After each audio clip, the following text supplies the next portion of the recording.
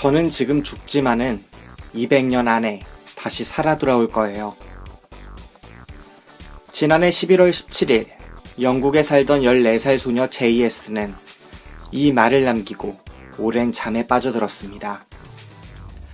말기암으로 투병하던 그녀는 치료 기술이 개발될 때까지 스스로를 얼리겠다는 결정을 내렸고 반대하는 아버지와 법정까지 가는 다툼 끝에 이 결정을 현실화시켰습니다.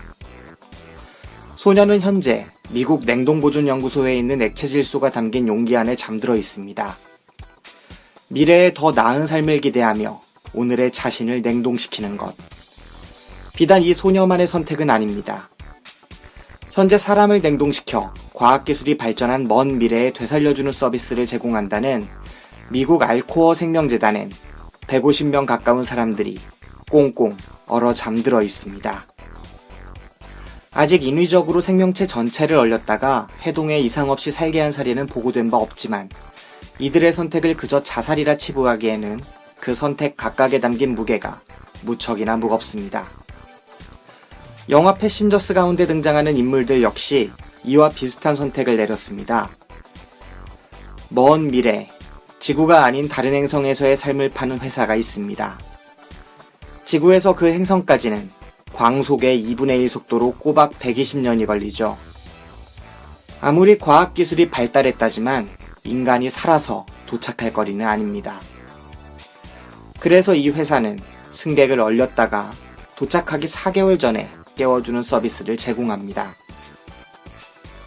지구를 떠나 개척 행성으로 가는 5,000명의 승객을 태운 아발로노. 패신저스는 바로 이 우주선 속에서 벌어지는 이야기입니다. 확실히 깨어난다고는 하지만 이들의 선택은 일종의 죽음입니다. 지구에서 나를 기억하는 이들이, 또 내가 기억하는 이들이, 그러니까 서로 사랑하고 미워하고 위하고 시기했던 그 사람들을 다시는 만날 수 없게 하는 엄청난 선택이죠. 영화가 그 선택의 무게를 어떻게 그렸을까요? 궁금하시죠? 블랙리스트, 선택받지 못한 놈들, 지금 바로 시작합니다.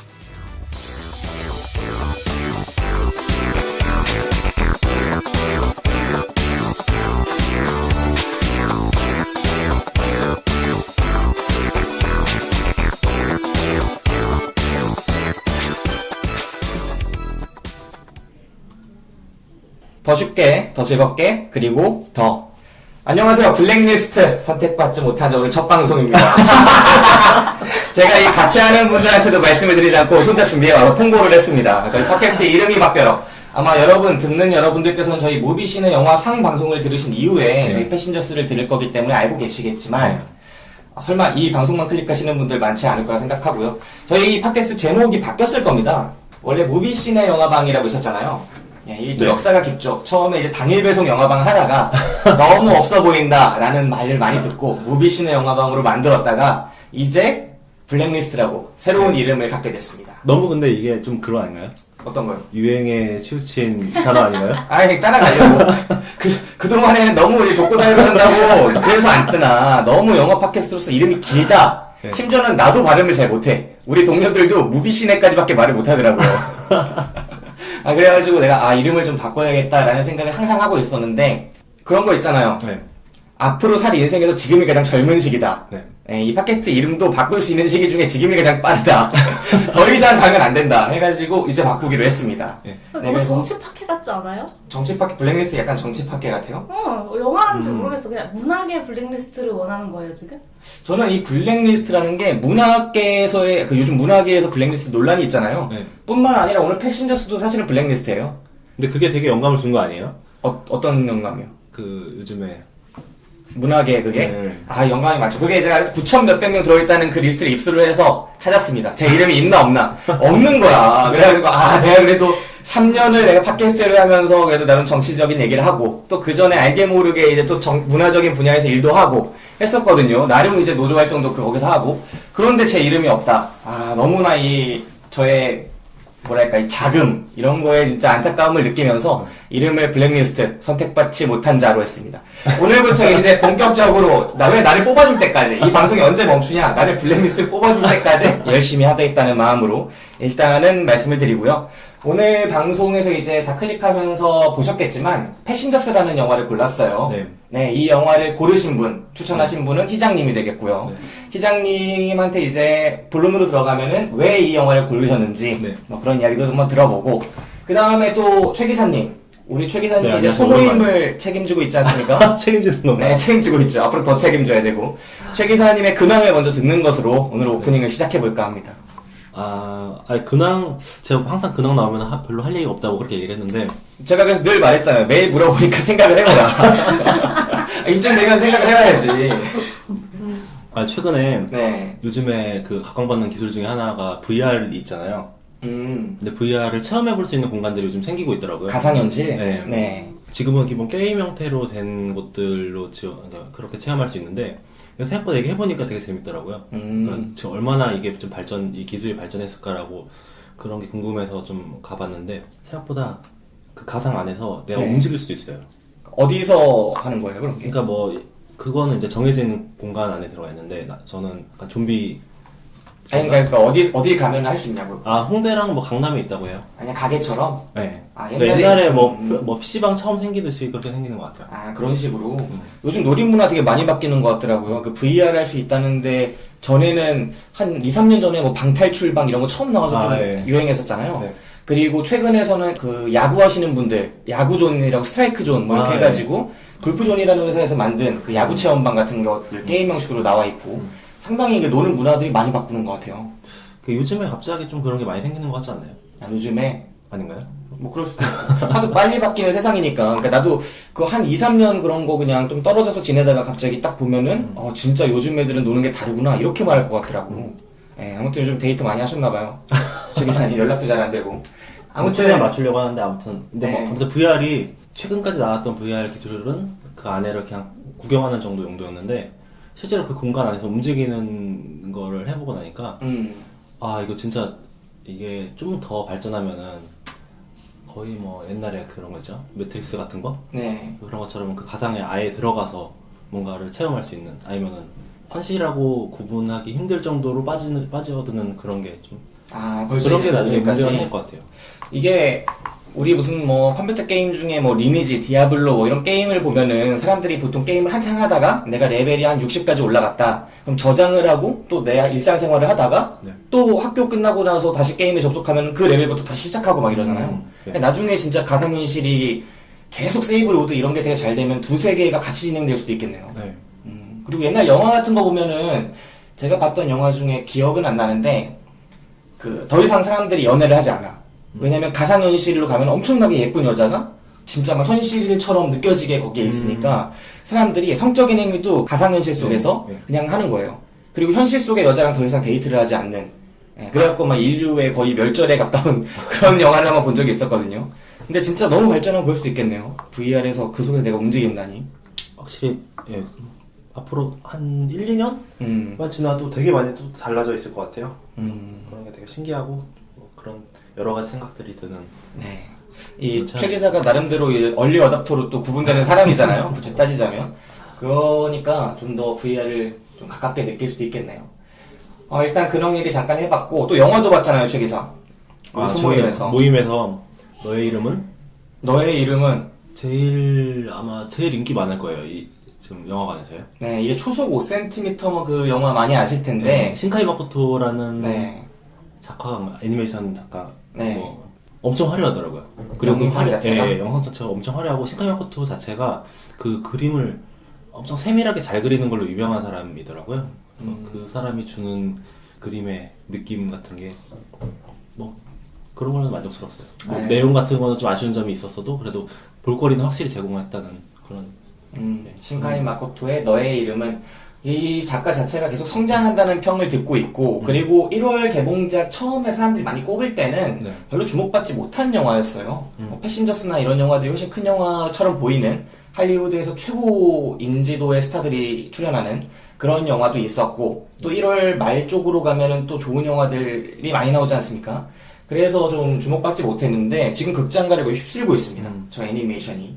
너의 이름은 참 그만큼 요즘에 1월에 좀 볼 영화가 없는 것 같기도 해요. 1월에? 네. 저는 1월 25일 개봉작들이 너무 끌리는 영화가 많더라고요. 세 편 다 1월 25일에 제가 기대하고 있는 영화들이 있는데 하나는 스노든이라는 영화. 네. 올리버 스톤 감독의 유명하잖아요. 에드워드 스노든의 폭로. 그 스노든이라는 영화가 있고 그 다음에 또 하나는 레지던트 이블. 그 시리즈를 다 봐서 이제 의리로 봐야 됩니다. 그 다음에 마지막 한 편이 디버터 호라이즌이라는 영화가 있는데 이 영화 같은 경우에는 제가 미리 기대작 설명해 드릴 때 말씀을 드렸을 거예요. 처음에는 스포츠 영화로, 다음에는 전투 영화로, 그 다음에 이번엔 재난 영화로 그 연출을 하는 감독이에요. 피터 버그라는 감독인데 장점이 비슷해요. 네. 그 관객한테 현장감을 진짜 느끼게 하는 그런 연출을 하거든요. 근데 앞서 말씀드린 이 세 개의 장르가 전혀 다른 장르지만 이런 현장감에 있어서 정말 중요한 장르들이거든요. 네. 첫 번째 스포츠. 그 럭비 영화를 처음에 프라이데이 나인 라이츠라는 럭비 영화를 찍었었는데 그 필드에 관객이 같이 있는 듯한 전 처음에 스포츠 영화를 보면서 숨소리 막 땀 냄새 이런 게 느껴지는 듯한 그런 영상을 찍었었고 두 번째로 이제 론 서바이어라는 전투 영화를 찍으면서 이게 진짜 막 총알이 왔다 갔다 하는 게 거의 느껴질 정도의 그런 느낌을 받았었는데 이번엔 재난 영화로 장르들이 약간 비슷비슷하잖아요. 네, 그런 스타일이 이번에 어떻게 그려질지 좀 기대가 됩니다. 실화라고 해서 더 그렇고요. 1월 25일 작품들이 많이 기대가 되는데 지금은 사실은 별로 볼만한 영화가 없을 수도 있겠죠. 네. 너의 이름은에 대해서 생각보다 호평은 안 하네요. 엄청 호평할 줄 알고 제가 호평은 아니에요. 얘기를 하라고 했는데 근데 그 화려함이랑 기본적으로 주는 약간 재난 영화 비슷한 건데. 진짜요? 네. 저 영화가 네. 너의 이름은? 네. 그냥 예쁜 영화가 아니구나. 그냥 뭐 멜로물이라고 생각했는데 알고 보니까 좀 다른 거였어요. 진짜 생각지도 못했네. 재난 얘기들은. 이게 진짜 뭐랄까 데칼코마니처럼 보이는 뭔가 반전적인 게 있는 게 패신저스도 그렇잖아요. 네. 재난처럼 보이는데 사실은 로맨스인데 저건 로맨스처럼 보이는데 사실은 재난 영화고. 네. 동일본 대지진? 네. 그때 심화 원전이 잃게 됐던. 네. 그때 그 사고가 지금 5년 됐다고 하더라고요. 네. 그거를 좀 기리는 그런 영화라고 하는데. 약간 추모하는 성격의 네. 영화가 될 수 있겠구나. 실제로 보면서도 그런 생각이 좀 많이 들었어요. 네.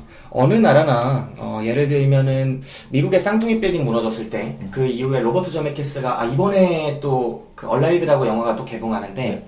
그 로버트 제메키스라는 감독이 하늘을 걷는 남자라는 영화를 냈었죠. 네. 근데 그 영화를 자세히 보시면, 한 사람의 그냥 영웅담 가까운 영화처럼 느껴지기도 하지만, 어떻게 보면은 그게 무너진 쌍둥이 빌딩, 그리고 그 쌍둥이 빌딩이 상징하는 미국의 그런 어떤 보수주의, 그리고 세계 무역 그 자유주의 이런 것들에 대한 추모에 가까운 그런 거거든요. 추모하고 약간 일종의 헌사 같은 영화. 네.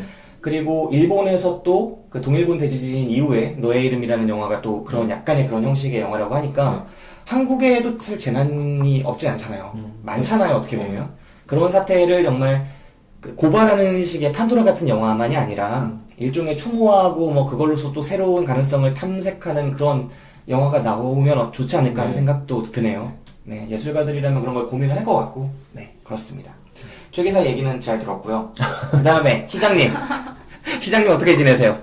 또 근황이 저는 크로스핏이라고 운동하는 거. 시작했거든요. 그래서 엄청 피곤하구나 지금. 아니 어제 잠을 거의 못 잤어요. 지금 거의 밤 꼴딱 새는 채여가지고 네. 좀 상태가 안 좋고 운동을 원래 좀 안 해가지고 먹는 거 좋아하고 이러다가 작년에 좀 토실토실해지는데 너무 부지런했었거든요. 네. 좀 원래대로 좀 가야 될 것 같아가지고 크로스핏 시작했는데 안 하다가 하니까 죽을 것 같더라고요. 근데 나름 재밌어서 주 3회씩 잘하고 있어요.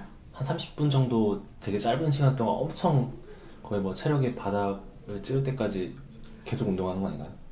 그렇게도 볼 수 있는데 약간 그냥 집에서도 할 수 있는 것 같아요. 그냥 간단한 도구 몇 가지만 갖추고 있으면 할 수 있는데 체력에 따라서 할 수 있는 정도도 다르고 필요한 운동도 다르고 하니까 옆에서 코치가 다 봐주면서 하는 게 확실히 좋더라고요. 네. 자세나 호흡 같은 거 잡아주니까. 제가 언제까지 하는지 한번 지켜보도록 하겠습니다. 원래 새해 가장 특수를 누리잖아요, 이런 쪽이. 네, 그렇군요. 자, 그럼 오프닝 한 번씩 얘기를 해봤고, 이제 예고편 듣고 와서 오늘 다룰 영화, 많은 분들이 기다리고 계실 패신저스에 대한 이야기 해보도록 하겠습니다.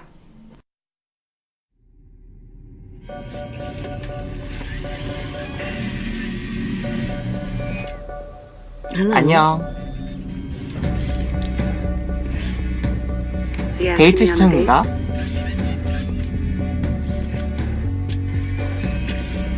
별로 감동 안 먹네. 와우. 당신도 딴 사람 같네요. 두 분 근사하십니다. 데이트 중이거든. 멋지네요. 왜 그렇게 뜸들였어요? 그런데 지구에서의 삶은 왜 포기한 거죠?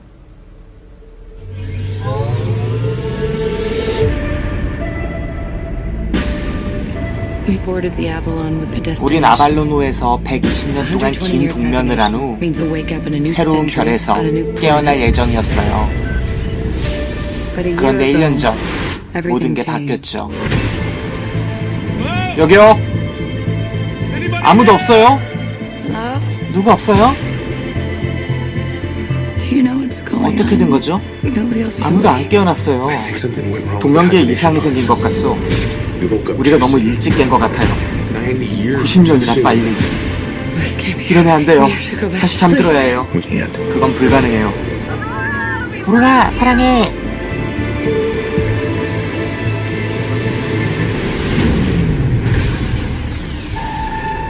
뭔가 잘못됐어요.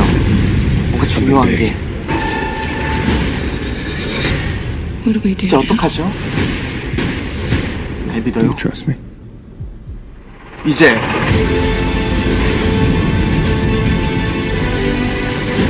모든 순간에 운명이 뒤바뀝니다.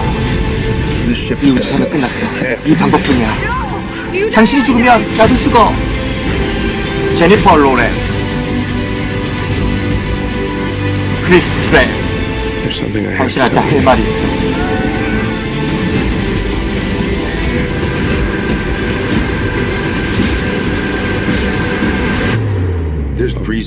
우리가 일찍 깨어난 이유가 있었어. 패신저스 2017년 1월 4일 대개봉. 자, 깜짝 놀라셨을 겁니다. 지금 이 열연, 지금이 딱 시상식 시즌 아닙니까? 아카데미 시상식에서 이제 뭐 주연상, 조연상 누가 받을까, 뭐 이런 생각들 많이 하고 계실 텐데, 뭐 라이언 고슬링, 뭐 엠마 스톤 이런 얘기들 지금 벌써부터 나오잖아요. 네.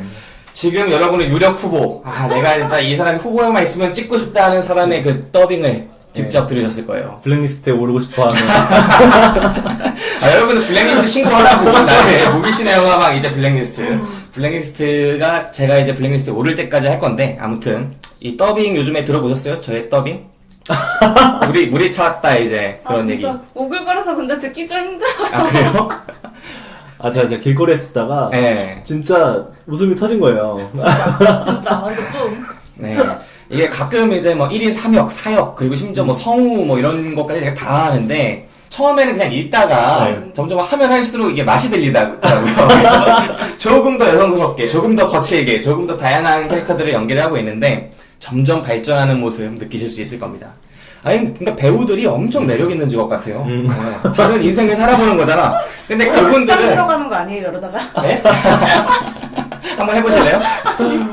그러니까 그분들은 뭐 1시간 뭐 반, 2시간 이 정도 안에서 자신의 캐릭터를 입어가지고 연기를 하지만 저는 어떻게 했어요? 1분 30초 안에 모든 걸 보여줘야 하는데 근데 이게 그렇다고 해서 캐릭터 분석이 부족한 게 아닙니다, 여러분. 1분 30초 안에 그 캐릭터에 대한 몰입, 어떤 생각을 하고 있을까 이런 걸 충분히 해서 보여드리고 있어요. 근데 이게 외국 영화다 보니까 저도 가끔 그걸 느끼거든요. 이미 녹음을 했는데 나중에 이 뜻이 아니구나. 그리고 실제로 자막으로 이제 나오는 것들이 좀 부정확한 경우들이 많더라고요. 해석 같은 게. 그래서 이거를 내가 여러 번 더 들어보고 내가 이 연기를 했으면 좀 다른 표현으로 바꿨을 텐데. 근데 저는 이제 예고편을 틀어놓고 제가 한 번 그걸 본 다음에 예고편을 틀고 바로 이야기를 하기 때문에 좀 그렇게 못하는 경우가 있어요. 하지만 충분히 그들의 표정과 이런 느낌. 저기 비디오였으면 표정도 비슷하거든요. 표정도 비슷하네. 네. 그래서 깜짝 놀라셨을 겁니다. 이 패신저스에서. 근데 처음에 딱 듣고 너무 웃겨가지고 더 이상 들을 수가 없었어요. 끌 수밖에 없었어요. 근데 예고편에 그런 변화가 생겼다는 거를 앞에서 먼저 얘기해주지 않았었잖아요. 네. 갑자기 그런 게 나오니까는 이거 진짜 했네 싶고 너무 웃긴데 갈수록 연기 톤이 너무 다양해지니까. 여러분들 이 바꿔 좀 느낌 있으셨다 하시는 분들은 하트로 이 반응을 빨리 주세요. 왜 오글거리는 거는 부끄러운 거 듣는 사람의. 네. 아니, 근데 왜, 부끄러움은 이제 여러분의 몫이라고 저는 사실 녹음할 때 안 부끄럽거든요. 이제 부끄러움 알아서 느끼시겠거니, 제 부끄러움을. 그래서 여러분들이 제 부끄러움을 대신 느끼시리라고 생각을 하고, 일단은 영화로 한번 들어가 볼게요. 오늘 다룰 영화 패신저스 줄거리부터 한번 말씀을 드리도록 하겠습니다. 일단 이 영화, 시작부터 우주에서 시작을 해요. 우주에서 시작을 하고 어떤 우주선이 있습니다. 네. 우주선 하나가 한 90년 간다 그러나 150년 간다 그러나 120년. 네. 120년을 날아가는 우주선 속에 5,000명의 승객이 타고 있습니다. 그리고 280 몇 명 정도의 그 승무원들도 타고 있어요. 네. 근데 웃긴 게 이 사람들이 타고 있으면은 막 거기 다니고 이렇게 할 것 같은데 아무도 움직이지 않는, 아무도 정말 없는 것처럼 보이는 그런 우주선인 거예요. 모두가 동면을 하고 있죠. 이들은 120년 동안의 그 우주 여행 동안 네. 마지막 도착하기 4개월 전에 깨어나서 그 4개월 동안만 다시 이제 살아있는 채로 움직이게 되고 그동안에는 거의 가사 상태에 가까운 동면에 접어들어 있는 거죠. 왜 그러느냐? 이게 지구가 이제 좀 황폐해지고 지구가 좀 힘들어지니까 나중에 개척하고 있는 행성이 있는 거예요. 그리고 광속으로 날아가는데 광속의 몇 배로 날아가는데 120년을 날아가야 하는 곳에 개척 행성이 있는 거죠. 다른 태양계겠죠, 그러면. 그곳으로 날아가는 동안 이 사람들은 동면에 있다가 그곳에 다시 같은 나이로 살기 위해서 어떻게 보면 떠나가는 여행객들이 아니라 그냥 이주자들인 겁니다. 뭐 옛날에 저희 피아니스트의 전설 같은 영화에서도 다뤘었는데 이주자들 많았잖아요. 옛날에 뭐 신대륙으로 네. 이주하고 네. 우리나라에서도 뭐 남미나 이런 쪽으로 이주 많이 하셨고 뭐 그런 것들처럼 이주를 가는 겁니다. 주인공은 이 이주민 중에 한 명, 짐 프레스턴이라는 남자가 되겠어요. 지구에서는 엔지니어였다는데 이제 엔지니어가 별로 대접받지 못한다, 지구에선. 근데 그곳은 개척하고 있는 곳이기 때문에 쓸모가 좀 더 많을 것이다.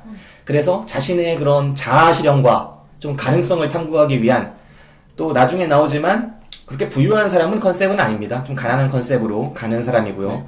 그리고 사실은 주연이 두 명이 거의 단데 여자 주인공으로 제니퍼 로렌스가 등장하잖아요. 그 친구는 작가인데요. 네.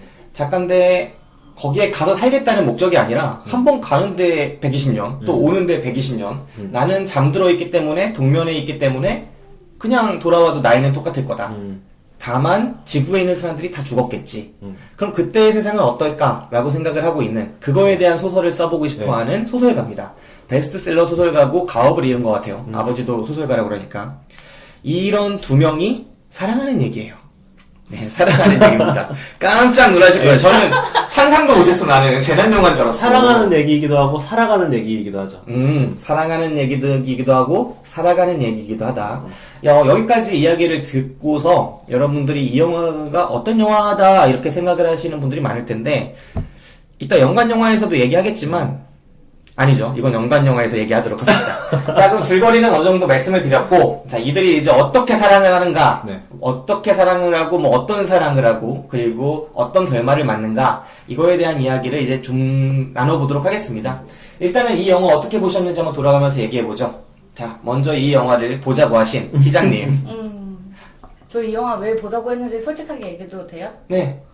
저 원래 이거 영화 선정, 이번에 녹음할 영화 선정을 제가 하는 거였잖아요. 네네. 근데 이게 뭐 1월 첫째 주까지 개봉한 영화 중에 골라야 된다는 약간 그런 제한이 있었는데 진짜 땡기는 게 별로 없었어요, 사실. 근데 그나마 여기 와서 뭐 이런저런 얘기를 해보면 좋을 것 같은 영화로 생각나는 게 사실 포트 블리스 그 영화였거든요. 그게 네. 이제 여자 주인공이 군인인데 그 뭐 가족을 뒤로 하고 파병을 가야 되는 거야, 아프간으로. 네. 가니까 그래서 뭐 군인으로서의 의무는 다 하고 있는데 가족과는 되게 그게 멀어지는 거죠. 어린 아들한테 어머니로서의 역할을 하지 못하니까.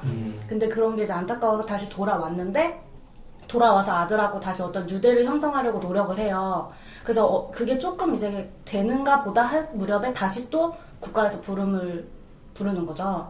근데 이제 다시 또 떠나야 되나 뭐 이런 고민하고 뭐 그런 건가 봐요. 근데 약간 저도 어쨌든 여자니까 이런 거에 대해서 뭐 어머니로서 또 뭐 여군으로서 이런 거에 대해서 좀 생각해 볼 수도 있을 것 같고, 이런 얘기를 좀 해보고 싶다라는 생각에 그걸 하려고 했어요. 네. 그래서 그걸 하자고 했는데 그 배급 네. 상영 광고 확보 문제가 안 돼가지고 그 개봉날에도 영화를 찾기 힘들더라고요. 네. 네. 그래가지고 안 그래도 영화를 바꾸자고 해야 되나 하고 있었는데 그 얘기를 해주더라고요, 김 기사가. 그래서 그러면 뭘 하지 하다가 그냥 정말 그때 좀 저도 많이 바빠가지고 그냥 이거 해야겠다 그런 생각으로 사실 이거 골랐던 거예요. 제니퍼 로렌스 나오네, 이게 그 기대치 제일 높은 영화 그래도 1위에 있더라고요. 그래서 네. 뒤에 거 보니까 이게 낫겠다 해서 사실 선택을 한 거였어요. 근데 저는 사실 SF물을 좋아하는 편이 아니거든요. 네. 저는 심지어 인터스텔라도 안 본 사람이고 그리고 근데 이게 사실 SF물이라서 기대가 사실 되게 안 됐어요, 저는. 근데 뚜껑 열어보면 이게 SF라고 하기가 좀 그렇잖아요. 네. 저는 그래서 마음에 들었어가지고 그럼 저는 괜찮았던 생각해요. 그래서 저한테 추천 물어보면 저는 추천하는 쪽이죠. 추천. 네, 그 포트블리스 그 영화도 저는 좀 궁금했거든요. 전혀 개봉하는지 소식도 못 듣고 있다가 여배우가 이제 미셸 모난이라고 네.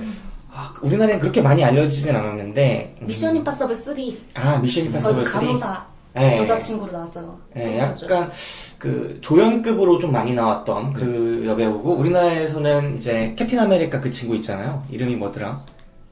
캡틴 아메리카로 나오는 남자 크리스 배우. 에반스? 크리스 에반스. 그분이랑 같이 이제 멜로 영화 한번 찍었었던 적이 있어요. 저희 무비신 영화방에서 한번 다뤘었는데 하도 비중이 없어갖고 그 제목을 까먹었네요. 그 영화 제목을. 네, 근데 상당히 그 매력적인 여배우예요. 그래서 그리고 좀 육감적인 몸매를 가진 편이라서 원래 좀 덩치가 큰 여배우들이 여군에 어울리잖아요. 왠지. 네. 그리고 좀 너무 여리여리한 배우들은 좀 여군에 안 어울리고 그런 여배우라서 좀 저는 그렇다고 너무 엄청난 미녀 막 이런 느낌은 또 아니라서 좀 기대가 됐거든요. 연기를 좀 잘할 것 같다 이런 생각을 했었는데 진짜 개봉관이 하나도 없어. 스타성이 없다 보니까. 예, 그리고 이야기 자체도 좀 파병 얘기 이런 거다 보니까 좀 그런 것 같아요. 거기서 연기해서 좀 이름 있는 영화제에서 여우주연상도 받은 것 같더라고요. 그래요? 연기가 되게 호평을 받은 영화인데도 네. 걸리지도 않아서. 그래서 너무 이 배급 같은 것들이 좀 가끔 보면 폭력적이에요. 저희 이런 거에 대한 그 이야기는 네. 저희 2016 병신년을 이제 이야기한다. 하편이 있습니다. 하편. 그 하편에 또 제가 예고편 형식으로 이렇게 여러 10개의 뉴스 같은 것들 혹은 뉴스가 아니더라도 알 수 있는 여러 가지 음성 파일 뭐 이런 것들을 잘 삽입해 놓으면서 저의 또 이야기 나레이션으로 풀어가거든요. 한번 들어보세요. 이 한국 영화계의 그 1년이 쫙 정리되어 있습니다. 네. 아무튼 그렇고요. 자, 일단 추천 하나 주셨고 추천이요? 네, 추천이요. 추천이에요. 네, 최 기사님은 어떠셨어요? 저는 이 영화를 출발 비디오에 거기서 봤어요. 네. 거기서 이제 보고 되게 이 영화 보고 싶다라고 생각을 처음 가졌었는데 원래 그거 보면은 다 보고 싶게 되죠. 그거 보면 그리고 실제로 보면은 재미가 반감되죠. 너무 많이 보여줘. 너무 많이 보여주니까. 근데 그 소재가 좀 재밌었어요. 그러니까 모두가 동면하고 있는 우주선 안에서 뭐 유일하게 깨어난 뭐 커플의 이야기. 그거 가지고 되게 재밌는 얘기가 나오겠다 싶어서 그리고 안에 내부 뭐 세트나 이런 것도 되게 크게 공들여서 만들었다고 하니까 그런 것 때문에 좋아 보이기도 했고 그다음에 제가 SF물을 기본적으로 좀 좋아하는 편이거든요. 왜냐면은 영화가 기본적으로 주는 저한테 좀 좋은 제가 영화를 높이 사는 것 중에 하나가 간접 경험을 시켜준다라는 거거든요. 그런 의미 때문에 이 영화가 좀 약간 기대가 됐었는데 생각보다 좀 혹평이 많은 거예요. 해외 평도 그렇고. 네. 근데 또 그러니까 돈 아까울 영화는 안 보는 주의자서 그래서 안 보다가 이번에 좀 기회가 돼서 보게 됐는데 아무튼 초반에는 되게 흥미롭게 진행되다가 저는 오히려 중반부부터 되게 방향을 잃고 진짜 얘기가 산으로 가는 듯한 느낌을 받았어요. 그런 것 때문에 볼거리는 되게 있었고 그 다음에 두 배우들도 되게 매력적이고 그 다음에 연출도 이 정도면 나쁘지 않았고 라고 생각하는데 기본적으로 각본이 엄청 망쳐놓은 영화이지 않나. 각본이 망친 영화다? 네. 네. 너무 다른 거에 공들인 거에 비해서 각본에 신경을 많이 못 쓴 게 아닌가.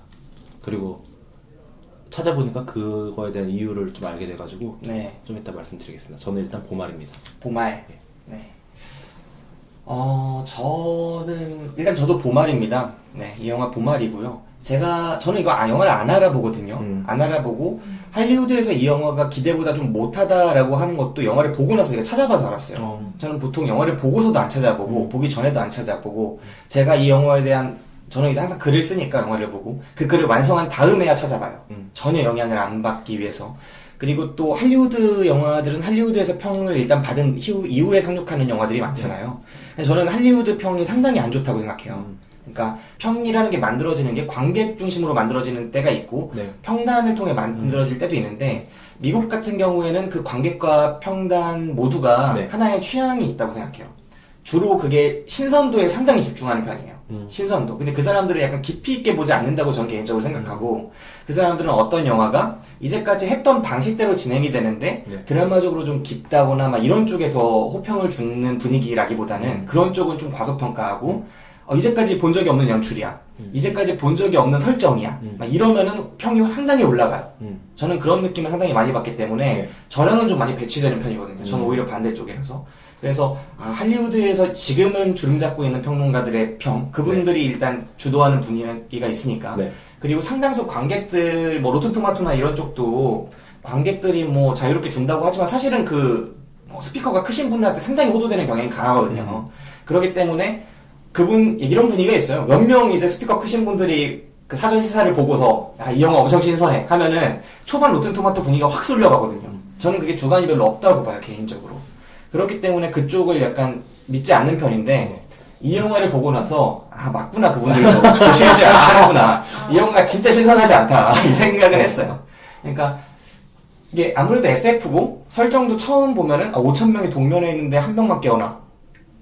이 설정 자체가 엄청 참신할 것 같은데 기대를 다 깨뜨리거든요. 참신하고는 거리가 상당히 먼 영화라는 점에서 기대가 좀 많이 무너져가는 영화라는 점에서 저는 비추를 할까 하다가 영화가 또 재밌거든요.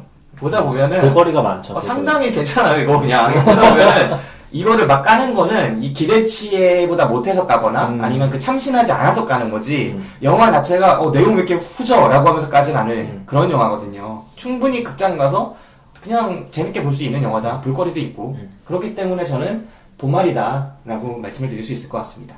자, 일단 1추천 이 보말을 받은 영화 패신저스가 되겠습니다. 자, 이걸 이제 제가 좀 나중에 찾아봤어요. 네. 찾아봤는데 아까 우리 팟캐스트 이름이 뭐라고 했습니까? 블랙리스트. 네, 블랙리스트. 근데 이 영화도 블랙리스트예요. 정말 유명한 블랙리스트죠. 할리우드에서 보통 블랙리스트라고 하면은 이거 블랙과 리스트를 붙였으면 접근하면 안 된다. 얘네 그리고 명단에 올려가지고 재취업을 막는. 옛날에 뭐 공단에서 전태일을 그렇게 다뤘었잖아요. 막 찍히면은 뭐 노동조합 운동하시는 분들 재취업 안 되고 이런 거 막을 때 블랙리스트라고 하죠. 그리고 오늘 나온 뉴스지만 한강씨 있잖아요. 예. 한강씨 멘부커상 받았는데 6전을 안 보내줬대, 그 대통령이. 왜 이렇게 쪼잔해. 보내기 싫다고 했죠. 예. 근데 이거 예전에 그 얘기도 있었잖아요. 이제 유승민. 예. 근데 뭐 장례식장이었나요? 네. 거기에 또 꽃 안 보내줬잖아요. 조화 안 보내준다고. 그리고 또 누가 이제 보내준 조화 같은 거 또 안 받아주려고 그러고. 네. 막 이런 되게 쪼잔한 짓거리, 이런 쪼잔한 짓거리를 오늘 또 하나 봤었는데, 이런 블랙리스트, 명단에 오르면 내가 걔를 안 좋은 쪽으로 관리하는 블랙리스트가 바로 붙여쓰는 블랙리스트고, 할리우드에서 이 블랙과 리스트를 띄어쓰는 경우가 있습니다. 그게 뭐냐? 매년 이제 각본은 참 참신한데, 제작이 안 된 거야. 근데 보통은 좋은 각본가들이 이제 어느 제작사랑 연계를 해가지고 거기에 작품을 보내고, 거기서 거절당하면 또 다른 제작사를 찾아가고 이런 거 많잖아요. 뭐 예를 들어 라라랜드 이번에 요즘 휩쓸고 있으니까 그거 사례로 하다면은 그 감독님이 데미안 셔젤이 자기가 이제 각본을 써가지고 라라랜드를 여기 가서 이거 만들고 싶다. 그럼 거절당하고 저기 가서 만들고 싶다 해도 거절당하고 맨날 이랬잖아요. 예전에 그 로키 감독도 실베스타 스탈론 님도 맨날 이거를 각본을 갖고 가면은 각본 괜찮은데 근데 주연은 너는 안 돼 라고 해가지고 맨날 각본도 안 팔고 막 이러셨다는 그런 일화들이 있는데 그러면은 이 사람들이 모든 데 다 각본을 갖고 갈 수는 없는 노릇이잖아요. 한 10군데 가서 포기하겠죠. 그러면은 분명히 11번째에선 성공할 수도 있었던 거잖아요. 그래서 묻히는 좋은 각본들이 너무나 많다라고 해서 제작자들이 연합을 하기 시작합니다. 한 제작사의 주도로 우리가 받긴 했는데 우리 개인 사정상 좀 영화가 안 됐지만 좀 괜찮은 각본이다 라고 생각하는 거 한번 모아서 공유해보자. 어떤 하나의 풀을 만들어보자 라고 해서 공유를 하는 리스트가 생겨요. 그리고 공유를 해가지고 그들이 각본에 이제 담당하시는 분들이 투표를 합니다. 이 각본 상당히 괜찮은데 해갖고 순위를 매겨요. 그렇게 만들어진 리스트가 2004년부터 있었을걸요, 제 기억에. 이게 블랙리스트라는 리스트인데 처음에는 이런 운동 자체가 그냥 하나의 운동이었죠. 하나의 움직임이었는데 슬럼독 밀리어네어가 아카데미에서 작품상을 받고 아카데미를 휩쓸고 그 다음에 되게 많은 영화들이 있었어요. 슬럼독 밀리어네어 이외에도 킹스 스피치. 네. 그 영화도 있었고, 소셜 네트워크. 네. 이런 영화도 있었고, 특별히 그 킹스 스피치랑 소셜 네트워크는 그 해에 이 두 영화가 양분했습니다. 아카데미 시상식이랑 골든글러브를. 그러면서 사람들이 이 할리우드 블랙리스트 믿어볼만 하다라고 하면서 점점 더 유망한 감독들이 그 영화를 블랙리스트 명단을 찾기 시작했죠. 네. 그래서 모튼 틸덤이 사실은 아카데미 전년도에 그 이미테이션 게임 네. 그 영화로 되게 네. 주목받았던 감독이잖아요. 네. 그래서 그 감독이 이번에 블랙리스트에서 최상위권에 있었던 이 각본을 집어든 거죠. 그러면서 주목받았던 이 블랙리스트. 그래도 지금 그 얘기가 들으니까 하나 떠오르는 영화 있는데요. 네. 벤 애플렉이 감독하고 주연했던 아르고라는 영화가 있었는데 그죠. 네. 그 영화에서 이제 이란하고 미국하고 관계가 안 좋아서 이란 사람들이 이란 맞나요? 테헤란이면? 테헤란이 이란이지. 네. 이란 사람들이 이란 내에 미국 대사관을 급습해요. 그래서 그 안에 있는 사람들이 고립되는데 그거를 주인공이 CIA인데 약간 영화를 찍는 것처럼 해서 거기서 데려오는 그런 영화인데 그때 그 딱 적절하게 이 사람들을 써먹을 수 있는 그런 각본이 없을까 해서 작가단을 찾아가거든요. 네. 근데 거기서 이제 그런 리스트를 리스트는 아니고 쓰이지 않은 각본들이 이렇게 쌓여 있어요. 네. 근데 그런 게 생각나네요. 그런 장면들이. 네. 테헤란 하니까 그냥 뭐 침대가 필요 없는 도시라는 얘기가 많잖아요. 네. 수많은 침대 축구. 네. 근데 혹시 그럼 그 이 감독이 네. 그 많은 영화 리스트들 중에서 왜 이 작품을 하필이면 집었는지는 혹시 모르나요? 그건 모르겠어요. 근데 아무래도 이 영화 자체가 그 작년 블랙리스트 중에서는 가장 주목받던 작품이기 때문에 그게 소문이 되게 많이 났어요. 근데 이게 각본이 쓰여진 게 2004년이라고 하더라고요. 네, 오랫동안 떠돌았던. 이런 SF물이 이렇게까지 뒤늦게 영화 되는 거는 시대에 많이 뒤처질 수도 있는데 근데도 선택한 이유가 좀 궁금하네요. 네, 그거는 이따 최 기사님이 말씀해 주시겠죠. 네, 아무튼 그렇습니다. 그래서 이 블랙리스트에 높이 있었던 작품이다 해서 기대를 정말 많이 했어요. 그리고 저 개인적으로는 우리 팟캐스트 이름이 딱 블랙리스트인데 이 영화 자체도 블랙리스트 출신이라 그래서 이거 진짜 잘 맞는다. 이 영화가 걸작이면 우리 팟캐스트도 앞에 좋은 징조다. 이런 생각을 하면서 딱 봤는데 아이고야 이런 생각을 하면서 봤습니다. 하지만 뭐 이 영화 자체의 그 야심은 저는 좀 봤어요. 그러니까 하나의 장르로 갈 거라고 생각을 했거든요. 네. 5,000명의 승객 중에 한 명만이 우연히 깨어나서 네. 영화 설정 그거잖아요. 1년 동안 그 배에서 정말 고민을 많이 해요. 그 우주선 속에서 내가 30년 일찍 깨어나버린 90년 일찍 깨어난 거잖아요. 30년만 동면에 있고 90년 일찍 깨어났는데 인간의 평균 수명을 생각했을 때 그럼 나는 여기서 죽겠구나. 우주선에서 다른 사람들이 깨어나기 전에 무조건 깨어나기 전에 난 죽는다라고 생각하는 거잖아요. 그 안에서 분명히 먹을 것도 있고 충분히 놀거리도 있고 그냥 살 수는 있겠지만 혼자서 이렇게 평생을 살아간다는 게 너무나 재미없고 또 비극적인 운명이라고 생각을 해서 고민을 해요. 그런데 이 사람한테 희망이 있죠. 자기가 엔지니어다 보니까 다른 동명기를 건드려서 사람들을 깨어나게 할 수 있는 거예요. 설명서를 보니까. 근데 내가 이런 사람들을 깨어나게 하면 사실상 그 사람을 다시 재울 방법이 없기 때문에 저 사람도 꿈을 품고 그 도시로 갈 텐데 내가 저 사람을 잘못 깨우면 저 사람의 인생 자체가 망가진다라는 생각에 섣불리 깨우지 못하고 계속 고민을 합니다. 네. 이런 상황이 주는 그 설정의 재미가 엄청나게 있을 거라고 생각했어요. 저는 이걸 보는 순간 수많은 그 무인도 이야기, 네. 뭐 로빈슨 크루소를 원형으로 하는 수많은 무인도 이야기가 생각이 났거든요. 인간을 사회적인 동물이라고 할 때 사회적인 동물인 인간이 어쩔 수 없이 혼자 태어났는데 네. 그 속에서 혼자서 살아가면서 다른 사람을 깨울까 말까의 그런 선택권을 가졌을 때 어떤 결단을 내릴까 너무나 재밌을 것 같았는데 영화가 너무나 야심이 많은 나머지 이것도 보여주긴 보여주죠. 네. 보여주긴 보여주는데 또 사랑 이야기도 그려야겠고 우주에서 벌어지는 재난 영화도 그려야 되겠고 막 이것저것을 다 보여주는 거야. 네. 그러면서 우리 무비신 영화관이 옛날에 좀 그랬었거든. 예, 이것저것 다 건드려보자. 할 수 있는 거 잠깐 다시 또 해보자. 그러다가 뭐 죽도 밥도 안 되는 그런 모습을 좀 보는 듯해서 좀 많이 와닿았던 그런 영화였습니다. 자, 일단은 이제 본격적인 논의를 전개시켜 봐야 되는데, 네. 저희가 이제 지난 다니엘 블레이크 편부터 이 키워드를 하나씩 갖고 오라, 이렇게 말씀을 드리지 않습니까? 이 영화를 나는 이런 키워드로 보면 좀 재밌을 것 같다. 나는 이런 키워드로 설명할 수 있을 것 같다. 라고 하나씩 준비를 해오셨을 거예요. 먼저 최 기사부터 어떻게 보셨는지 키워드부터 한번 설명해 보실까요? 저는 키워드를 아까 지금 좀 전에 김 기사가 얘기를 했었는데요. 외로움이라는 단어를 꼽을 수 있을 것 같아요. 이 영화는 네. 기본적으로. 남자 주인공이 먼저 깨어나서 90년 먼저 깨어나서 자기는 평생 동안 이 아무도 움직이지 않는 우주선 내에서 살다가 죽어야 되는데 그게 너무 외로웠을 것 같아요. 그래서 여자 주인공을 깨우게 되고 그리고 둘이 이제 둘밖에 없는 그런 약간 지상낙원 같은 그런 느낌으로 보여주는데 오히려 이 사람들의 사랑으로 보이는 게 이게 과연 사랑인 건지 아니면은 외로워서 대안이 없기 때문에 그런 건지 아무튼 외로움으로 예, 예. 나머지 좀 이따 말씀드리겠습니다. 뭘 좀 이따요 지금 그래요? 궁금한 대로 좀 이따 지금 네 차례예요. 예. 예. 그래서 마지막에 이거 좀 화해할 때도 그러니까 극적 상황 때문에 이게 화해처럼 비춰지는 순간이 있는데 이게 화해가 아니라 너 없으면 내가 외로울 것 같아 이런 느낌으로 보이기도 하더라고요. 순간적으로. 네, 순간적으로. 그러니까 지금 말씀해주신 게 우주선에서 그래서 내가 어떻게든 사실은 나를 재우기 위해서 노력을 하죠 처음에. 네. 그러니까 보통 우리가 불치병에 걸렸을 때 뭐 4단계가 있다 이렇게 하잖아요. 네. 처음에 외면하다가 나중에 인정하고 치료하려고 하다가 막 이런 수많은 것들이 있는데 결국은 수능하고 받아들인다 뭐 이런 과정을 똑같이 겪어요. 이 인물도 처음에 자기 혼자만 깨어난 사실을 파악을 했을 때 네. 사태를 보니까 심각하거든.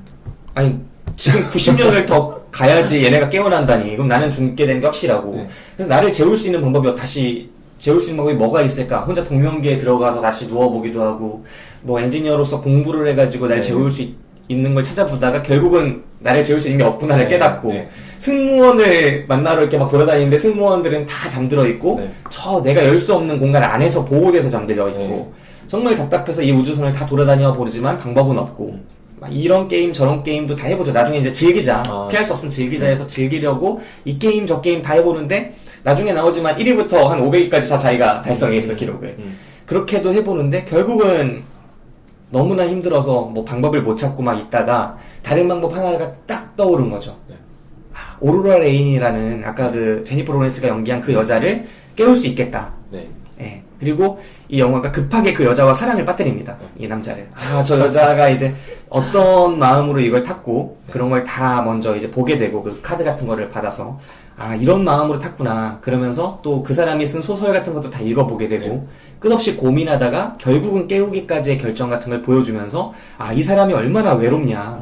혼자서 여기서 살아가기 위해서 막 겪는 그런 외로움 그런 것들이 얼마나 큰가를 보여주고 또 이 여자를 깨우기 전에 그 갈등 같은 것들도 보여주죠. 네. 그 갈등이란 게 사실은 외로움의 싸움이잖아요. 외로움과 도덕 감정의 싸움이잖아요. 윤리적으로 이걸 하면 안 돼. 깨우면 저건 사실상의 살인이야. 네. 라고 생각을 하지만 내가 너무 외로워. 비밀로 하면 되지 않을까? 이거의 싸움이기 때문에 외로움의 코드가 전반부를 지배하는 정서인 것 같아요. 1막을 지배하는 정서. 네. 기장님은 이 영화 키워드 뭐라고 생각하세요? 저도 처음에는 외로움을 생각했었어요. 근데 제가 안타깝지만 이 영화의 오프닝을 조금 못 봐가지고 내가 이 남자 주인공이 앞에 부분에서 혼자 이 우주선에 혼자만 깨어났고 네. 이제 혼자 죽어가야 된다는 것 때문에 얼마나 괴로워하는지 이런 장면들을 제가 못 봤으니까 이게 외로움을 싸운다고 하나요? 외로움과? 뭐 그런 과정을 내가 못 봤으니까 외로움에 대해서 이해할 수 없다는 생각이 들더라고요. 그래서 좀 더 생각을 해봤는데 저는 이제 이 남자 주인공이 여자를 보고 처음엔 솔직히 그냥 예뻐가지고 호감에 이렇게 그 동명기를 보고 있다가 네. 예쁘니까 그 여자에 대해 관심을 갖게 되고 뭐 작가구나 뭐 그러면서 뭐 책도 보고 뭐 이런 식으로 하면서 점점 사랑에 빠져들다가 결국 그 여자를 깨워서 뭐 같이 그런 운명을 맞이하게끔 만드는 거잖아요. 네. 근데 저는 거기서 이게 약간 이기주의라는 생각을 했거든요. 그러니까 그거를 내가 저 여자한테 저 여자의 사랑을 빠졌다. 내가 이렇게 하면 안 되는 걸 알지만 난 저 여자를 사랑하기 때문에 뭐 네. 이런 결정을 하는 거다. 도덕적으로는 뭐 많이 고민을 하겠지만 근데 결국은 그런 일을 저지르고 말잖아요. 그게 그 영화상에서도 여자 주인공이 나중에 자기 입으로도 얘기하지만 그건 사실 살인 행위랑 마찬가지니까 네. 너는 내 삶을 뺏어갔다 그렇게 얘기하니까. 근데 저는 그래서 근데 영화를 보다 보면 그러니까 결국은 자기를 위한 선택으로 저지른 짓이지만 그 남자 주인공은 사실 되게 착한 것 같은 거예요. 그 나중에 그 자기가 저 여자를 깨워서 저 여자를 그냥 이렇게 우주선에서 자기처럼 똑같이 그렇게 죽을 수도 있는 운명을 만든 게 자기라는 비밀을 알고 있는 로보트가 하나 있잖아요. 네. 바텐더 같은 그 아서라는 걔한테 비밀을 지켜달라고 말을 하잖아요. 근데 사실 나중에 아서가 그 비밀을 폭로라고 해야 되나? 그냥 말을 네. 해버리잖아요. 네. 그래서 둘이 정말 사랑이 정말 절정에 이르렀을 때 이게 파국을 맞이하게 되는데 그때도 저는 이 사람이 정말로 이기적이었으면 로봇을 상대로 화를 내는 게 웃기긴 한데 대화가 가능한 애잖아요. 그래서 왜 내가 비밀을 지켜달라고 했는데 너는 내 유일한 그래도 친구라고 생각을 했는데 너 왜 말을 했냐 이러면서 좀 딴짓는다던가 화를 낸다던가 뭔가 분노를 표현하는 그런 부분이 있을 줄 알았는데 그런 게 뭐 편집이 된 걸 수도 있겠지만 전혀 없더라고요. 그래서 그냥 감정이 없는 로봇이니까 그러려니 하고 받아들이는 걸 수도 있지만 사실 그 공간에서 그 여자 주인공이랑 그 로봇들만 생명처럼 여기고 있었을 텐데도 자기 잘못인 거를 그냥 겸허하게 받아들였다고 해야 되나? 그리고 나중에서도 솔직히 계속 와이프래 여자 주인공한테 미안한 마음을 계속 갖고 있고 그런 거 보면 정말 이기적인 사람이 아니고 착한 사람이라는 게 보이지만 이기주기라는 게 모든 인간의 뭐 나약한 본성이 아닌가 그런 생각이 좀 들었던 것 같아요. 네. 그래서 키워드가 이기주의를 꼽아주신 거죠? 결국은 그 제니퍼 로렌스도 그 여자 주인공도 그 남자를 사실 되게 사랑하게 됐었잖아요. 네. 그런데 자기가 원래 꿈꿨던 그 인생을 송두리째 앗아갔던 게 이 사람이라는 걸 알고 나니까 정말 극도의 분노를 표현하죠. 정말 죽일 것처럼 완전 거기 정말 리얼하지 않나요? 때릴 때 네. 거기 진짜 어떻게 찍었지라는 생각이 들 거의 정도로 론다로우지 같이. 네, 진짜 엄청나던데 네. 근데 그 여자도 사랑을 한다면 이 사람을 그렇게 사랑한다면서도 결국은 자기 네. 인생 생각하는 거잖아요. 그런 거 보니까 거기서도 다 그런 식으로는 생각이 들었는데 그래도 제가 이 영화가 좋았던 이유는 어쨌든 네. 사랑하니까 결국은 다 약간 해피엔딩이잖아요. 그런 부분이 되게 좋았어요. 네, 이기주의. 외로움과 이기주의 어떻게 보면 좀 통하는 부분도 있을 것 같아요. 예. 어차피 인생 혼자 산다 이렇게 말을 하면서 다 이기주의처럼 이렇게 얘기를 하지만 네. 혼자 사는 거니까 딴 사람이 더 애타고 그렇게 그리울 수도 있는 거고 왜냐면 나를 봐줄 사람이 필요하고 뭔가 소통하는 사람이 필요하고 한 건데 내가 그냥 아무리 무슨 어떤 행동을 해도 아무도 나를 인정해주지 않고 네. 이런 게 두렵잖아요. 마지막에 제니퍼 로렌스가 선택을 할 때 이 남자가 죽는구나라고 생각을 했을 때 이 남자를 구하기 위해서 막 그렇게 노력을 하는 것도 그 죽는 선택을 하지 않기를 그렇게 바라는 것도 내가 혼자로 남을까봐 하는 두려움이 분명히 있었을 것 같아요. 이 남자를 사랑하는 것만큼이나. 네, 그래서 저도 그런 생각을 해봤고 저는 이게 그냥 그 자체로 하나의 인생에 대한 여러 가지 부분을 다 보여준다고 생각을 했어요. 그러니까 1막에서는 말 그대로 외로움이었죠. 네, 캐스터웨이라는 영화 뭐 로빈슨 크루소처럼 네. 그 혼자 있는 공간에서 보여주는 그 외로움에 대해서 충분히 잘 보여줬죠. 네, 진짜 아예 대놓고 무인도에 있는 것처럼 수염 덥수룩하게 해가지고 나오기도 하고 정말 뭐 윌슨이랑 대화하듯이 아서랑 대화하기도 하고 코드 자체가 이건 무인도에서 둘만 있는 영화다라고 느껴질 만큼 무인도에서 혼자 있는 영화다라고 느껴질 만큼 그런 1막이 지나고 그리고 마치 성경에서 자기 갈빗대를 부러뜨려서 여자로 만들어지는 근데 자기가 여기서 그런 코드처럼 여자를 깨우잖아요. 네. 내가 너무 외로워서 여자를 깨우게 되고 그 여자와 함께 정말 행복한 시간을 살아가지만 네. 어떤 둘 사이에 있는 아주 작은 거짓이 네. 결국은 폭로가 되면서 둘 사이는 완전히 냉랭해지게 되고 네, 그런 게 사실상 거기까지가 2막이고 네. 그 이후에 어떤 재난이 하나 밝혀지죠.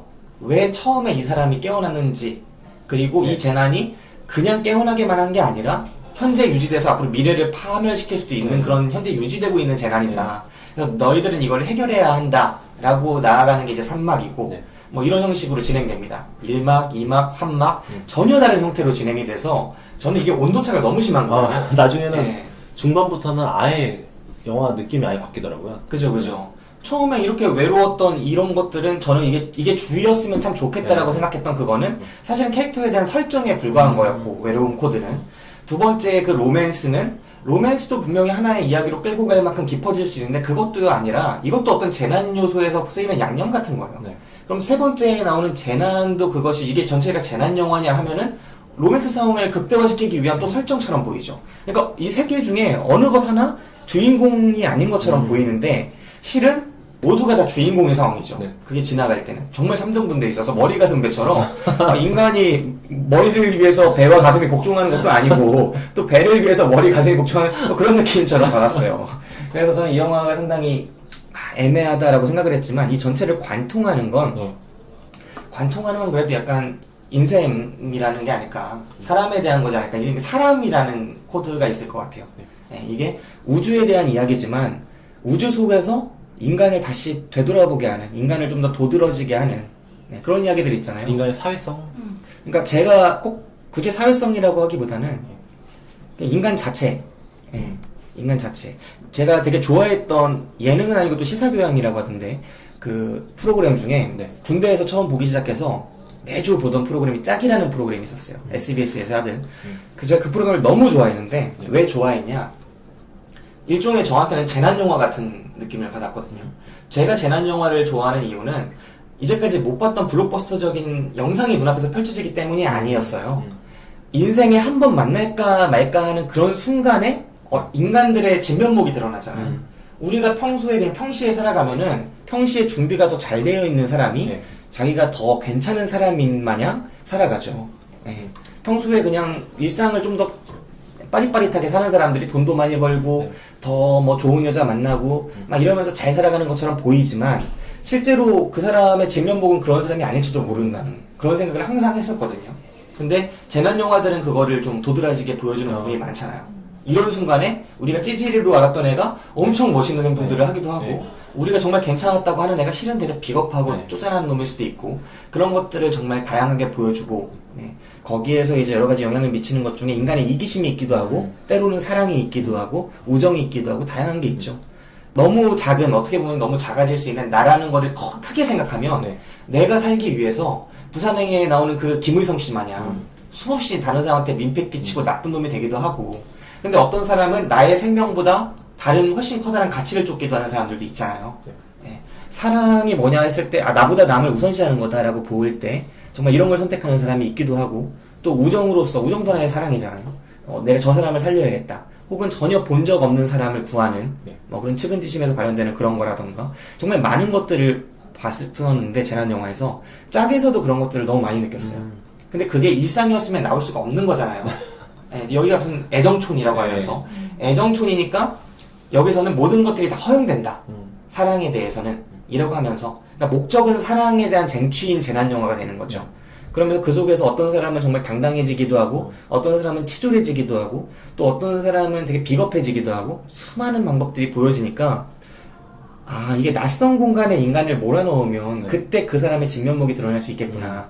물론 낯선 공간에서 보여지는 모두가 진실이라 할 수는 없겠지만 상당 부분 어떤 우리가 평소에 보기 힘든 진실이 드러나는구나라고 느꼈기 때문에 우주도 그런 환경이 될 수 있겠다라고 기대를 했고 이 영화가 일정 부분 그런 모습을 보여줬던 것 같아요. 인간으로서의 외로움을 정말 극단적으로 보여줄 수 있는 환경, 그 다음에 어떤 내 파트너가 전부일 수밖에 없는 그런 환경, 그 속에서 내가 거짓말을 가지고 있는 원천적으로 그걸 어떻게 대응할 것인가의 환경, 심지어는 어떻게 이 시나리오를 쓰느냐에 따라서 정말 나쁜 새끼로도 만들 수 있거든요. 그리고 이 주인공 캐릭터는 정말 깨끗한 매력 있는 캐릭터로 만들어졌지만 뭐 나쁜 놈일 수도 있어. 진짜 막 강간하고 막 범죄 일으키고 죽이고 막 이런 행동을 수도 없이 할 수 있는 그런 일들을 벌일 수 있거든요. 근데 얘는 예를 들면 그런 거죠. 남자 주인공이 여자 주인공 한 명만 깨운다는 게 아니라 그치. 거기 모든 여자를 다 깨울 수도 있는 거지. 내가 그러니까 이 영화를 보면서 그런 생각을 했어. 나라면 몇 명 깨울까? 진짜 깊이 생각을 해봤는데 저는 이 남자가 너무나 괜찮은 사람이다. 내가 그걸 계속 느꼈어요. 왜냐 나였으면 절대 이렇게 하지 않았을 것 같아. 그런 생각을 많이 했어요. 그래서 이 정말 윤리적인 남자다. 또 연약한 남자다. 이런 생각을 많이 했죠. 그렇게 봤을 때 2막도 그렇고 또 3막에서 이제 재난 상황이 벌어졌을 때 이 사람의 대처가 너무나 멋있고 또 이 둘 말고도 깨어나는 그 기장님 있지 않습니까? 기장이 아니라 가판 관리하시는 분. 그분이 또 선장은 아니죠. 상당히 당당하게 하시는 모습들, 책임을 다하시는 모습들에서 사람에 대한 이야기구나. 그 생각을 많이 했습니다. 근데 저는 이 영화를 사람이라는 키워드로 볼 수 있을 것 같아요. 사람이요. 네. 일단 지금 나온 키워드들이 다 이 영화 자체가 사람에 대한 이야기라는 걸 전제하고 있어요. 네, 외로움이나 네. 이기주의나 그 사람 자체나, 네, 이 영화 자체가 우주에서 펼쳐지는 일임에도 네. 사람에 대한 이야기로 볼 수 있겠구나 하는 생각을 할 수 있었던 거죠. 그니까 저는 사기당한 느낌이 좀 들었던 거예요. 나는 외계인에 대한 이야기 뭐 이런 거, 왜냐면은 포스터 보셨어요? 아, 맞아요. 포스터의 카피가 네. 내가 왜 깨어난지 그 이유를 뭐, 네. 그러니까 네. 그 이유 자체가 너무 말도 안 돼. 되게 별로였어요. 그거 되게 별로인 것 같아요. 나는 무슨 외계인 같은 애들 뭐 에이리언 하나가 타고 있다던가 뭐 또 이렇게 에이리언까지는 아니더라도 뭐 신적인 존재의 어떤 영향력 뭐 인터스텔라처럼 그런 게 있다거나 뭐 미래와 과거가 뭐 다시 한번 엮인다거나 여러 가지 이게 수많은 가능성이 있는 거 아닙니까? 심심이가 한 명 타고 있었네요. 예. 그랬는데 결국은 뭐 진짜 아무것도 아닌. 네. 너무나 이게 막 드러났을 때 사람들이 반전이라고 느끼는 게 아니라 무조건 실망하게 돼 있거든요. 네, 그게 너무나 아쉬웠어요. 그러니까 이 안에 담긴 건 그렇게 허접하지 않음에도 다 관객들이 실망할 수밖에 없는 그 코드가 들어가 있다는 게, 열쇠는 사실은 정답은 되게 실망스러운 거였다는 게 좀 아쉬운 부분이죠. 네, 그렇습니다. 혹시 더 얘기하고 싶으신 부분이 있나요?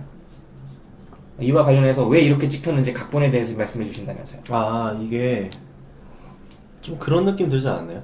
이 두 배우한테 너무 의존한다? 의존하고, 특히나 남자 배우도 그렇고 여자 배우한테도 그렇고 되게 서비스 컷을 많이 뽑아내려고 하는, 러닝하는 씬이라든가 아니면 남자 수영하는 배우한테는 씬이라든가. 어떤 게 서비스 컷이었죠? 아. 남자 배우의 그런 모습은 느껴본 적이 없는데.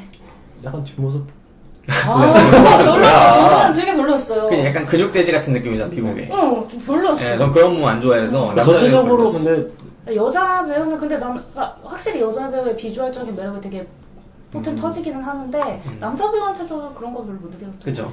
근데 여자 배우한테 서비스 컷이 많죠. 뭐 수영복 입는 씬, 드레스 입는 씬, 걸어오는 씬, 조깅하는 씬, 그러니까 수많은 남성들의 그 매력을 느끼게끔 할 수 있는. 뭐 예를 들어서 뭐 육체적으로 보면은 뭐 어떤 남자는 상체만 본다, 어떤 남자 하체만 본다, 어떤 남자는 뭐 목덜미만 본다, 뭐 손만 본다, 수많은 취향이 있어. 얼굴만 본다, 눈만 본다. 그거를 최대한 만족시키기 위한 이런 디테일한 부분을 고민한 흔적이 느껴졌어요. 전 보다 보니까 이거 운동적이고 활달한 여자, 지적이고 매력 있는 여자, 세련되고 도도한 여자, 그리고 귀엽고 뭐한 여자, 뭐 이 수많은 코드들을 다 넣어놓은 거야. 심지어 론다로우지 같은 UFC 스타일 다 넣어놔서 이걸 보는 남자들은 수많은 취향이 네. 다 내 스타일이다 네. 라고 느낄 수 있게끔 최대한 노력하는 적이 있었어요. 그리고 남자 배우한테는 그 뭐 육체적인 게 아니라 그 몸매나 이런 게 아니라 그 사람이 하는 행동. 아니 행동이 아니라 그건 시나리오 같은 거의 문제지. 그건 어떤 배우가 했어도 그 시나리오상의 캐릭터 자체가 되게 괜찮았던 사람으로 형성이 된 거지. 그 배우가 뭐 그 무슨 그거를 잘 표현했다고 이렇게 생각되진 않는 것 같아요. 네, 뭐 아무튼 이게 제작비가 우리나라 돈으로 1,000억 정도 들었는데 이게 좀 특이하게 되게 오랜만이래요. 이렇게 하는 게. 이 중에 여자 배우한테 200억, 남자 배우한테 150억이 선입금 됐어요. 네. 러닝게로트가 아니라 그냥 애초에 돈을 주고 시작한 건데, 이게 되게 오랜만이고 되게 그러니까 요즘에는 잘 하지 않는, 왜냐면 영화가 산으로 가는 느낌도 있고 어떻게 망할지 모르니까. 근데 그것 때문에 처음에 돈을 애초에 영화 전체 제작비의 3분의 1을 쓰고 시작하니까 이 두 배우한테 최대한 뽑아내려고 되게 많은 것들이 바뀌지 않았을까, 제작하기 전에. 아니 그 성금을 줬으니까 마음이 더 뽑아야겠다고 했다고요? 좀 뭐 이게 저희 블랙리스트의 그 컨셉 방향과는 전혀 다른 이야기입니다.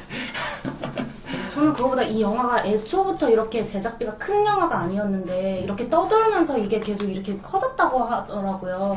근데 도대체 뭐 때문에 커진 건 이렇게까지 커졌는지가 좀 저는 모르겠어요. 그 근데 얘기해 줄 줄 알았네. 이게 우주선의 스케일 때문에 커질 수밖에 없었어요. 그러니까 이걸 CG로 해결하기에는 너무 드라마적인 공간이 많이 필요한 상황이라서 막 엄청 크잖아요. 그 광장 같은 느낌에서 막 동명기들 엄청 설치되어 있고 되게 유선형의 막 그런 공간 자체도 다 직접 만들었기 때문에 이게 엄청나게 돈이 들어갈 수밖에 없는 그거다. 저도 그 5,000개 동면기 막 이렇게 보여주는 거기가 전 당연히 CG라고 생각을 했는데 그게 미국에 진짜로 세트를 만들어 놓고 네. 한 거라 그래서 근데 그렇게 돈을 쓸 필요가 있나요 굳이? 근데 이게 CG로 하면은 너무 티가 나는 부분이 있는데 문제는 이거를 직접 만들었으면 그걸 활용을 해야 되거든요. CG랑 다르게. 그러니까 CG처럼 보이게 썼어요. 이 영화가 두세 번 안 나오거든 그게. 근데 그 압도적인 공간을 이 사람이 정말 외롭고 적막하다는 거를 보여주기 위해서 그 공간을 많이 활용했어야 되는데 그게 아니라 이 우주선의 다채로운 모습들을 재미있게 활용하는 데 더 신경을 썼어요. 여기 가면 이런 로봇이 있어. 그래서 이걸 누르면은 막 얘네가 와서 중국말하고 프랑스말하고 홍콩말하고 저기 가면은 농구 게임이 있고 여기 가면은 어떤 공간이고 저런 공간이고 이런 거를 다채롭게 보여주는 데 신경을 썼지. 저는 이 영화가 가장 잘못 만들어진 부분이 뭐냐라고 생각을 한다면 제가 이거를 주제로 사람을 뽑았잖아요, 키워드로.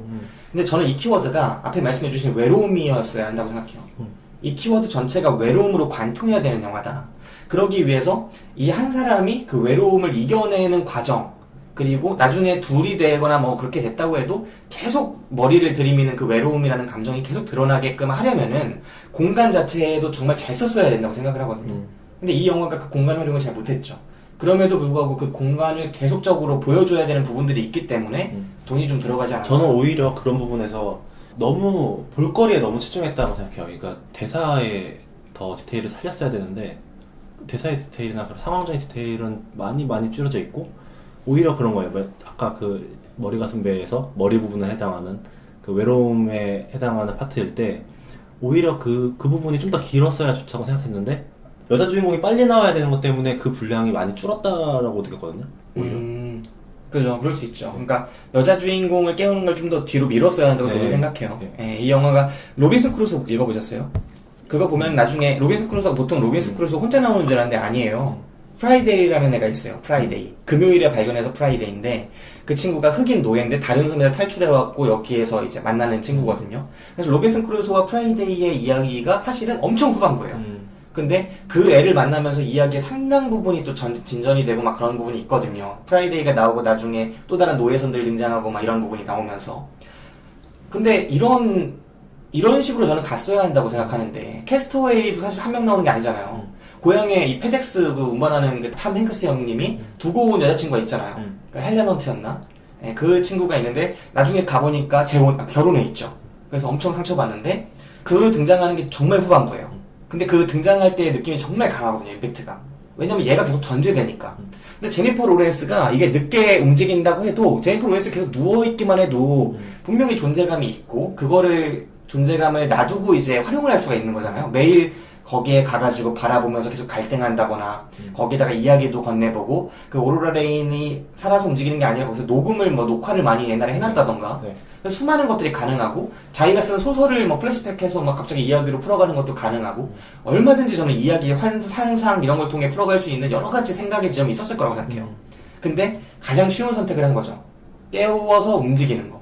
그렇게 되면은 당연히 외로움이 크게 흔들려 버릴 수밖에 없거든요. 그게 저도 너무나 안타까웠어요. 저는 그 부분이 그래서 선지급했기 때문에 라고 생각했어요. 왜냐면 요즘에 거의 지금 최고의 몸값이라고 하는 마블 시리즈에서 아이언맨에 더 이상 나올지 못할 것 같다라고 그런 얘기 나올 정도로 로다주한테 엄청 많은 돈이 나가고 있는데도 로다주도 러닝 게러트를 하고 있다고 들었거든요. 네. 그 비율이 되게 높아서 그렇지. 근데 이렇게 처음부터 큰 돈을 쓰고 시작하면은 이게 영화가 성공할지 실패할지도 모르는데. 근데 제니퍼 로렌스는 저것만 받은 게 아니라 이 영화 흥행 수익의 30%를 또 받기로 하는 것 같던데. 아, 그래요? 진짜 엄청나구나. 아, 진짜 최고의 몸값이죠. 이상형이네. 근데 그것 때문에 되게 많은 부분이 바뀌었을 것 같아요. 이 영화에 원래 그 아까 블랙리스트에 있었던 그런 각본하고. 좀 바뀌었을 수도 있겠다는 생각을 해요. 왜냐면 이거를 각본으로 봐도 그렇게 매력적이지 않거든요. 왜냐면 설정이 참신한 거고 그 맞아. 앞부분이 참신한 거지 결국 가장 중요했던 외로움이라는 거를 이제 띄우는 데 성공했어요. 사실 우리도 외롭거든. 어떻게 결정할까 궁금하거든. 근데 이 외로움을 풀어나가는 과정을 보여주는 게 아니라 외로움을 띄워놓고 그걸 하나의 소재로 활용해버리죠. 네. 외로움 때문에 임하기 시작되는 거잖아요. 근데 그렇게 하는 게 아니라 이 외로움을 주제로서 이걸 어떻게 또 풀어가고 이걸 어떻게 대응하고 이걸 보여줘야 되는데 마치 사랑으로 받은 상처는 또 다른 사람으로 잊어라 뭐 이런 것처럼 갑자기 여자를 깨우면서 갑자기 다른 얘기를 펼쳐가고 또 로맨스가 이제 또 문제가 봉착하니까 로맨스를 또 그걸로 관계로서 풀어가는 게 아니라 드라마로 풀어가는 게 아니라 갑자기 또 재난 상황이 됐으니까 이 로맨스 갑자기 풀려버리고 막 이런 식으로 다음 이야기가 전 이야기를 풀어줘 버리니까 그러면 다음 이야기가 그만큼 스펙타클하고 재미있느냐 그게 아니니까 문제가 생기는 거죠. 결국은 정말 길 가다 똥 밟은 거 아니야. 그때 그 얘기를 하고 싶어서 재난 상황 속에서 어떻게 행동하는지를 보고 싶어서 넣은 게 아니라 얘네 둘이 화해를 시키고 싶어요. 근데 그거를 재난을 갖다 쓴 것 같은 느낌이어가지고 되게 튀더라고요. 네. 재난 자체가. 그러니까 그 재난이 있었기 때문에 결국은 모두가 용서받는 거죠. 네. 사실은 이 재난이 없었으면 너도 죽고 다 죽는데 이 재난이 있었기 때문에 내가 너를 깨운 거는 나의 이기심이었고 너한테 개인에 대해서는 죽음이라는 상처가 될 수 있었겠지만 이런 재난이 결과적으로 있었기 때문에 이런 재난이 또 예정된 것이었기 때문에 이 결정이 내가 널 깨운 결정이 우리 모두를 살린 거다. 이렇게 되면서 그냥 아예 해피엔딩이 돼버리는 거죠. 근데 이 이야기 자체가 결국은 시나리오적으로 전혀 매력적이지 않다. 네, 너무나 우연적이다. 근데 그래서 더 볼거리에 치중 걸 한 걸 수도 있겠죠. 근데 저는 약간 이 영화 메인 예고편 보셨어요? 네네. 저는 이 예고편을 처음에 틀고서 이게 예고편을 누른 건데 아닌가라는 생각을 했던 게 저는 약간 CF를 제가 잘못 누른 건 줄 알았어요. 그 네스프레소 그 커피 캡슐 광고 나오는 거 있잖아요. 네. 조지 클루니가 나온.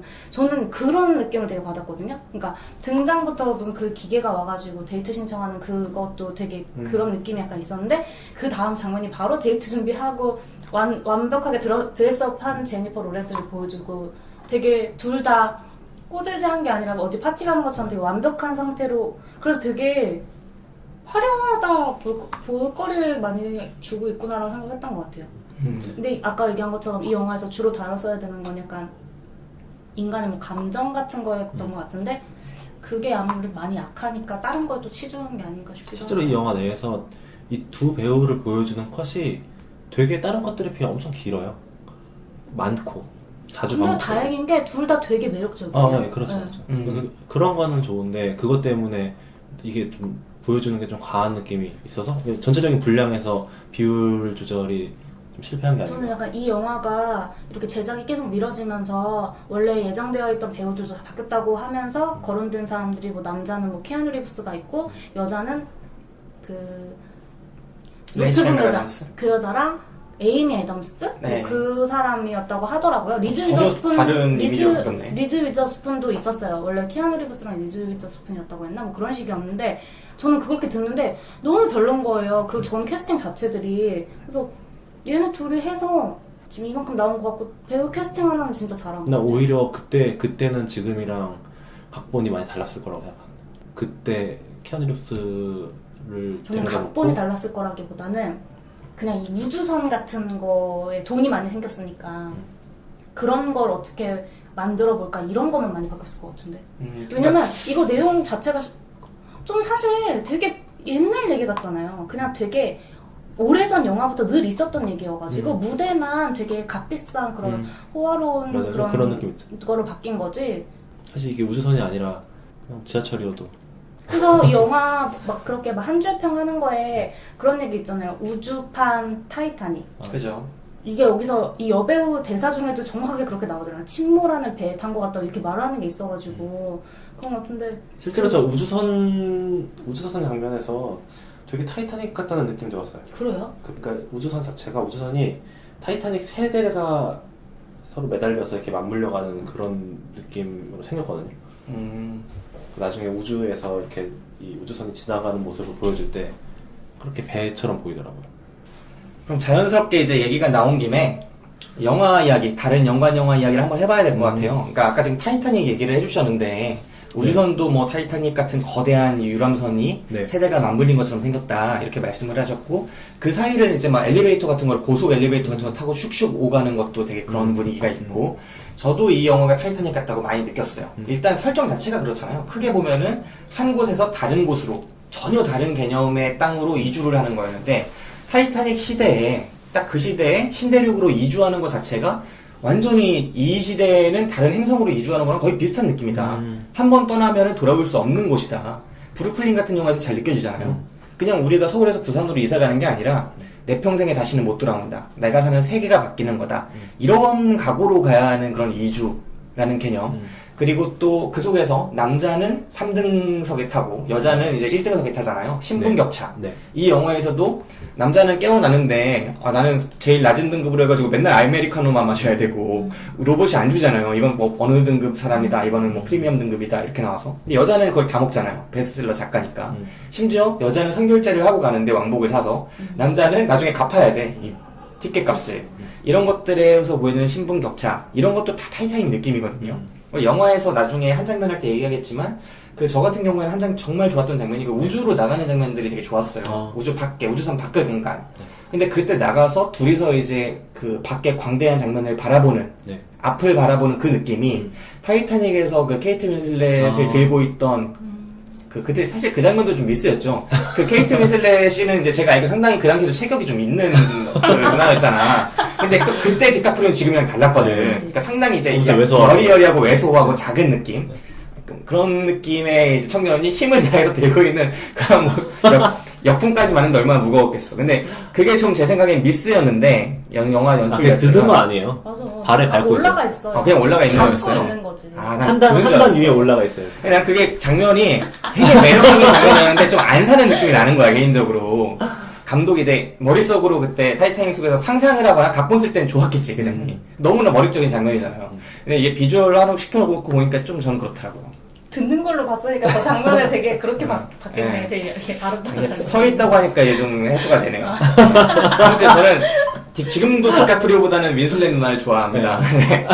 그렇고 아무튼 이런 여러 가지 요소에서 이번 우주에서도 약간 그런 느낌이 나오잖아요. 네. 이게 타이타닉하고 상당히 유사하다는 생각도 했었고 타이타닉뿐만이 아니라 앞에 이제 언급해드린 캐스터웨이 네. 무인도 영화에서는 절대 빠질 수 없는 작품이 됐죠. 네. 캐스터웨이는 무인도 영화의 최고봉이다 이런 이야기를 봤는데 오히려 영화를 초반부에서는 캐스터웨이랑 비슷하다. 그 윌슨처럼 이 영화 속에서 AI인 그 아서를 활용하는 방식도 그렇고 캐스터웨이다라고 생각을 했는데 우리가 그 왜 배우의 외로움을 자꾸 배우가 외롭다 이렇게 말을 할 때 우리가 외로움을 느끼는 게 아니라 정말 그걸 보면서 우리가 그 처절한 외로움에 감염이 될 정도로 외로워야지 그 외로움을 느끼는 거잖아요. 캐스터웨이는 그게 되거든요. 이 친구가 톰 행크스가 그때 막 치통으로 고생하면서 막 어금니를 뽑을 때 막 고생하고 막 이런 것들 혼자 그리고 막 벽에다가 날씨 같은 거 막 적어놓다가 어느 순간 포기해버리고 배구공 떠올라왔는데 너무 좋아하고 거기다가 이렇게 얼굴 그리고 이런 것들에서 외로움이 처절하게 느껴졌다면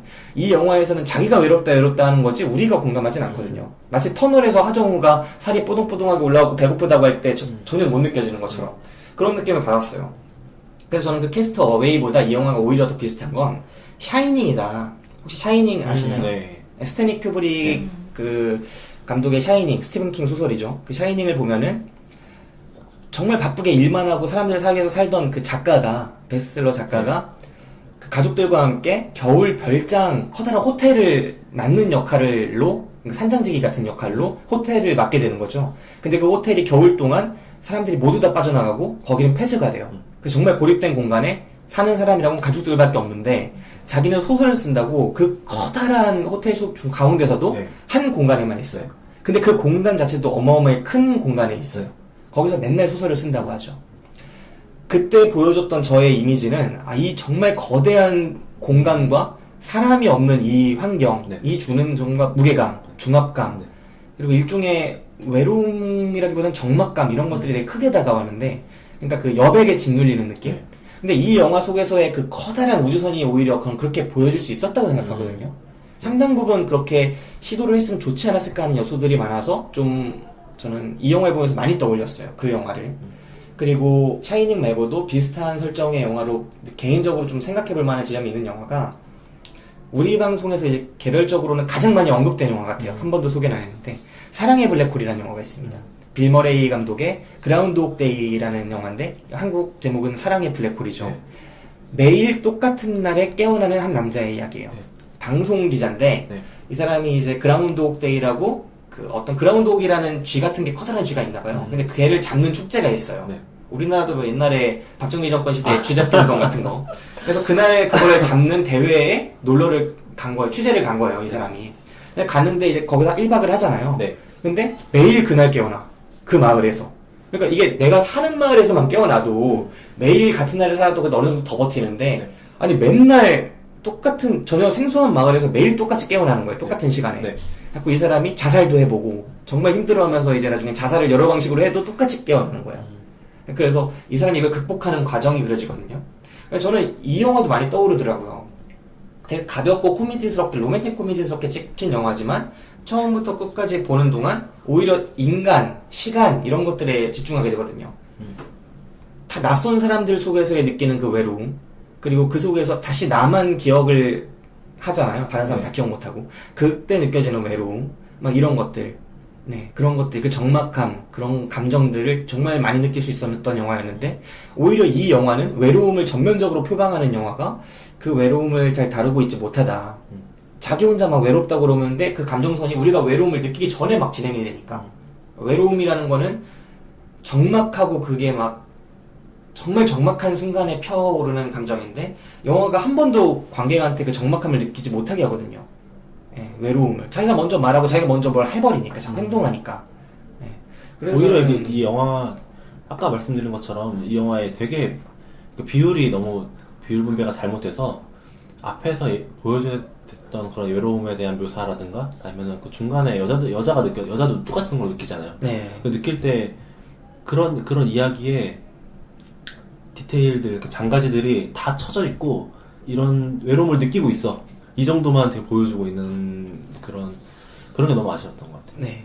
저도 그래서 이 언급한 영화들을 이제 많이 말씀드렸는데, 이 영화가 새롭지 않다. 진짜 옛날부터 있었던 이야기다. 맞는 말이죠. 지금 말씀드린 영화들 다 옛날 영화예요. 네. 심지어 최근 영화 하나도 없어요, 이 중에.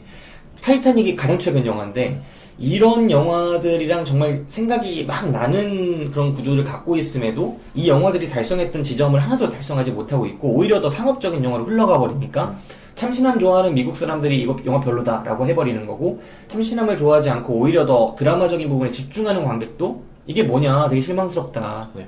그런 영화가 되는 거죠. 네. 최 기사는 어떤 영화가 떠올랐어요? 영화보다 약간 전래동화 선녀와 나무꾼이 떠올랐는데요. 이게 그 자신의 외로움 때문에 자신의 어떻게 보면 그 외로움에 사무쳐서 그 이기심 때문에 남의 인생을 남의 인생을 그냥. 예. 그리고 그게 그러니까 아직도 좀 그게 있어요. 물론 남자 주인공이 되게 매력적인 캐릭터로 그려지긴 했지만 거의 뭐 그 부분 빼고는 거의 완벽에 가깝게 그려졌으니까. 근데 과연 이 둘이 진짜 사랑일까? 상황 때문에 몰려있는 건 아닐까? 오히려 그런 것 때문에 또 영화로는 본 건 아닌데 그 완전한 사육이라는 영화가 있어요. 아, 엄청 좋아하는 영화입니다. 2가 끝내줘요. 아, 제가 시리즈 다 봤습니다. 아, 3만 안 봤어, 3만. 혹시 아세요? 완전한 사육? 아, 보지 마세요. 저에 대한 이미지가 나빠질 수 있습니다. 뭐지? 네. 아무튼 그렇죠. 기본 내용은 일본 영화인데 네. 그 남자가 오타쿠 마차 검색 중? 뭐 말씀하세요? 오타쿠 남자가 그간 여고생을 납치해요. 완전한? 완전한 사육. 그러니까 꼭 여고생만 납치하는 게 아니라 뭐 다양한 종류의 사람들을 납치를 해요. 시리즈마다 다르죠. 납치를 해가지고 자기가 강제로 가둬놓고 사육을 하는 거예요. 막 먹을 것도 주고 막 하는데 계속 괴롭히는 거지. 시리즈 되게 많은데요. 명작입니다. 그 시리즈야말로 제가 볼 때는 진짜 인간의 내면 이런 걸 알 수 있는. 저는 아까 짝을 좋아한다고 한 것처럼 이 영화도 저한테 일종의 짝 같은 극단적인 상황에서 보여주는 그런 인간의 내면을 보여주는 명작이죠. 근데 기본적으로는 약간 그 스톡홀름 신드롬을 그리고 있는 것 같아서 이 영화도 사실 좀 계속 그런 부분으로 봤어요. 선녀와 나무꾼처럼. 근데 저는 이 최 기사랑 얘기를 하면서 자주 느끼는데, 최 기사는 늘 약간 이런 부분을 고민하더라고. 이게 진정한 사랑일까? 진짜 사랑일까? 제가 볼 때는 상황은 다 다르고, 그러니까 사랑이 뭐 진정하고 아니고가 없고, 제 생각에는 사랑이면 사랑이고 아니면 아니라고 생각하거든요. 그리고 그 사랑을 구성하는 게 순도 100%의 사랑만 있는 게 아니라, 앞에도 제가 우정을 또 사랑이라고 볼 수 있다 말씀을 드렸잖아요. 사랑이라는 건 정말 모호한 개념이고, 그 사랑의 형태가 일정 부분 애착이 형성될 수가 있고, 또 일정 부분은 뭐 질투로 형성이 될 수도 있고, 일정 부분은 우정으로 형성될 수도 있고, 네. 일정 부분은 유욕 같은 거, 성욕 같은 걸로 형성이 될 수 있고, 정말 다양하게 있을 수 있다고 생각해요. 그 사랑이라는 것 자체가. 그래서 종합했을 때 어떤 개념을 달성하면, 어떤 이 감정의 어떤 특성들이 보여지면 그거는 사랑이다 이렇게 칭하는 것 같은데, 저는 이 영화에서의 사랑도 사랑이라고 생각해요. 그러니까 우리가 막 이 영화 속에서 지금 너무 외로우니까 사랑했다라고 말씀을, 이게 진짜 사랑일까? 너무 외로우니까 제가 선택한 거 아니야 라고 하지만, 사실 우리가 살아가는 그냥 갑자기 딱 동떨어져서 완벽한 환경에 우리가 있는 게 아니기 때문에 누구나 자기가 있는 환경 속에서 사랑에 빠지잖아요. 네, 사랑을 한다, 주체적인 표현으로 사랑을 하는 거니까 저는 진정한 사랑 개념은 아닌 것 같고. 그리고 사랑의 철학자라고 하는 그 알랭드 보통이라는 작가 있잖아요. 그 사람 책을 보다 보면 그런 얘기 나오더라고요. 사람들이 연애를 하고 사랑을 하는 이유가 정말로 저 사람이 좋아서일 수도 있지만, 그렇다기보다 3주 3번의 주말 내내 집에 아무 약속도 없이 집에만 있는 내가 싫어서 연애를 하는 거다. 사랑을 하는 거다 뭐 그런 얘기도 하더라고요. 그러니까 우리가 사랑을 하는 이유도 반드시 뭐 저 사람이 너무 뭐 완벽하고 내 이상형이어서 꼭 그런 것만은 아닐 수도 있는 것 같아요. 그래서 아까 알랭드 보통 그 3주요? 3주? 그러니까 얼마나 얘가 이해가 됩니까, 스타로드가.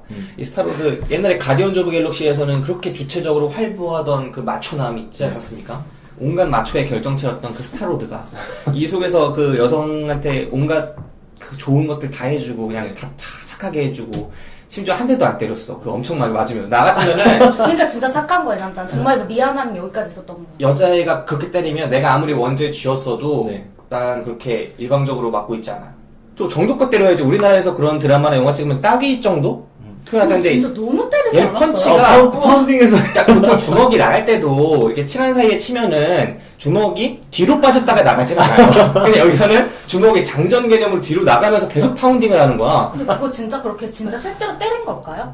완전히 그렇게 보이던데요. 그러니까 그렇게 보였는데 저렇게 맞았으면 배우가 정상적인 얼굴이 난 아니었을 코뼈 나갈 줄 알았는데 얘가 멍하게 딱 쳐다보고 너무 당황해서 쳐다보니 너무 멀쩡한 거야. 잘생긴 거야. 그래갖고 나는 좀 이상했죠. 그래서 저거 진짜 때리지 않았겠지. 저렇게 때렸으면 진짜 뭐 어디라도 나가 피라도 봤을 그죠, 것 그죠. 같은데 코뼈 나갈 것 같아. 저런 거 어떻게 찍지 싶더라고. 설마 진짜겠어? 어떻게 찍지 싶었어. 그리고 그 제니퍼 로렌스 누나도 생각해보면 이 스타로드를 팰만한 그 기질을 갖고 있는 사람이 헝거게임에서 활 쏘던 여전사 아닙니까?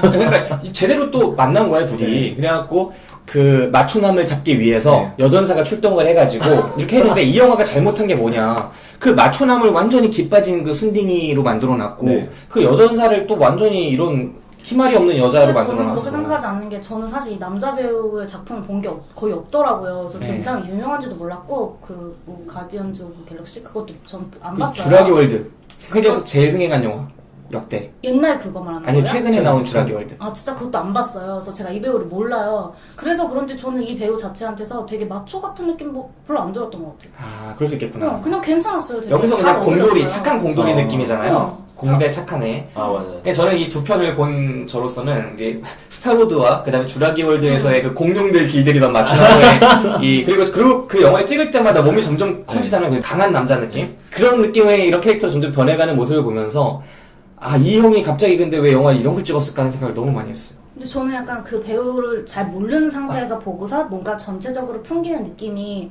제이슨 스타뎀이 좀 머리가 좀 많았다면 저런 느낌이랑 좀 비슷하지 않을까라고 생각을 했어요.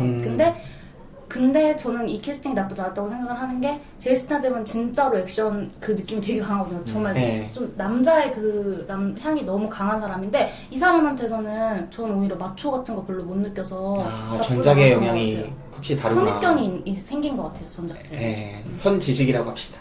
네. 아, 그렇구나. 네, 그렇습니다. 우리 무슨 얘기하고 있었죠? 연관 영화 얘기를 아까 하더라고요. 그래서 선녀와 나무꾼 얘기했고 그렇지. 이제 내가 얘기했잖아요. 완전한 사역도 얘기했어요. 네. 아, 그러네요. 어떤 영화? 선녀와 나무꾼 할 때는 되게 좀 괜찮다고 생각했는데 괜찮죠? 네. 네, 완전한 사연. 아무튼 저는 근데 생각난 게 저도 그냥 타이타닉이랑 마션밖에 없었어요. 저는 마션.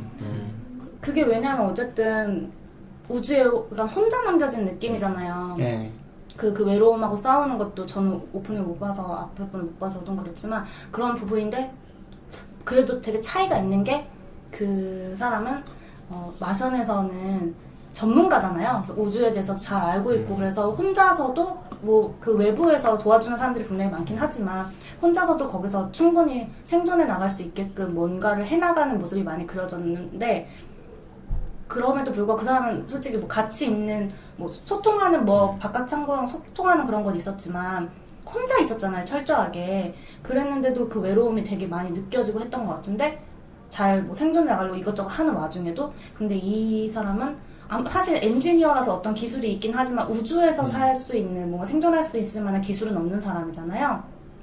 그런 사람이 혼자 살아남기 위해서 고군분투하고 뭐 그런 건데 거기서는 좀 뭐 혼자 남겨진 거에 대한 그런 게 별로 보여지지 않았다는 점에서는 좀 많이 아쉬웠던 것 같아요. 이제까지 그 맨 처음에 2013년도에 그 그래비티, 2014년도에 인터스텔라, 2015년도에 마션이 있었는데 이 우주 영화들이 다 히트를 쳤죠, 전 세계적으로. 그리고 이 우주 영화들을 가만 보면은 언제나 그런 장면이 나와요. 이 광활한 우주 공간, 낯선 곳에서 혼자 떨어지는 모습들. 그리고 마션 자체는 원래 혼자 떨어지지만 그 혼자 떨어져서 그 속에서의 이야기가 펼쳐지는데 이 영화랑은 좀 다른 지점이 있는 게 그 영화들은 혼자 떨어졌을 때 외로움보다는 혼자 떨어졌을 때 긴박함을 더 강조하죠. 아, 이 혼자 떨어졌으니까 어떻게든 해야 돼. 어떻게든 뭔가 해서 살아남아야 돼. 아, 이런 모습들이 더 강조된다면 이번 영화에서는 오히려 외로움을 대놓고 띄웠잖아요. 무인도가 생각날 만큼. 그랬는데 오히려 그 영화들이 더 외롭게 느껴지고 이 영화는 외로움이 별로 안 느껴져요. 외로움을 보여주는 영화를 연출함에 있어서 네. 좀 길고 적막하고 그런 연출법이 들어가야 하지 않았나. 근데 이 영화는 오히려 빠르고 화려하고 이렇게 보여지는 것 같아요. 그 역량이 아마 제작비 부분도 분명히 있었던 것 같아요. 근데 지금 얘기하는 거 듣다 보니까 그 외로움이 안 느껴지는 부분이 초반부터 아서가 등장을 하잖아요. 어쨌든 로봇이긴 하지만 말동무가 있잖아요. 얘 때문에 좀 그런 부분이 많이 반감되는 것 같은데 나중에 그 비밀을 폭로하게 하려고 걔가 필요했었나 보다라는 그렇죠. 예. 생각이 드는데, 근데 전 좀 궁금했던 게 얘가 왜 그 비밀을 폭로했다고 생각해요? 그 아서라는 로봇가? 저도 몰랐는데 네. AI 많이 준화했네. 생각도 안 해? 막 성격도 있네. 이렇게 생각했어요. 그 마지막 얘기가 같잖아요. 그 우리 사이 비밀 없잖아 라고 했을 때 비밀은 왔지 라고 했을 때 가서가 남자 주인공한테 되물었는데 남자 주인공이 방금 들었잖아 라고 해요.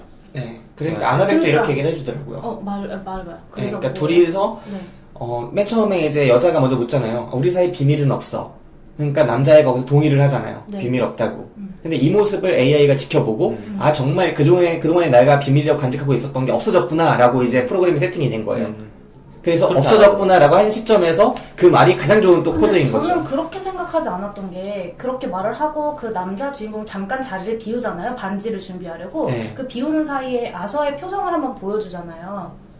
보여줘요. 근데 그때 약간 느낌이 비밀이 없다고? 뭐 이런 식으로 생각하는 것 같은 그런 어떻게 보면 지금 방금 김 기사가 말했던 네. 것처럼 그 새로운 정보가 인식되는 시점이겠죠? 근데 저는 약간 그렇게 생각했다기보다 로봇은 감정이 없어야 되는데 왜 저기서 그러니까 기존의 약속을 지켜야 된다는 그런 네. 의리가 없는 거구나 로봇이라서. 네.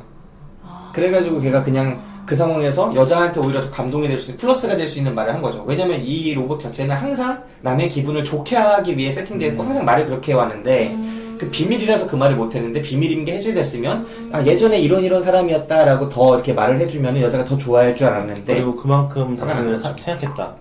그런 의미로 얘기를 하는 거잖아요. 당신이 깨어나기 전에 항상 당신만을 1년 동안 바라보고 있었다. 근데 그건 되게 모순되지 않아요? 그런 감정이 없다면서도 뭔가 자기 가까이 있는 이 사람들을 즐겁게 하기 위해서 뭔가를 하게끔은 작동을 하는 건가?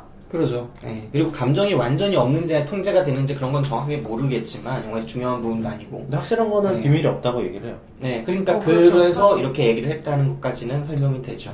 네.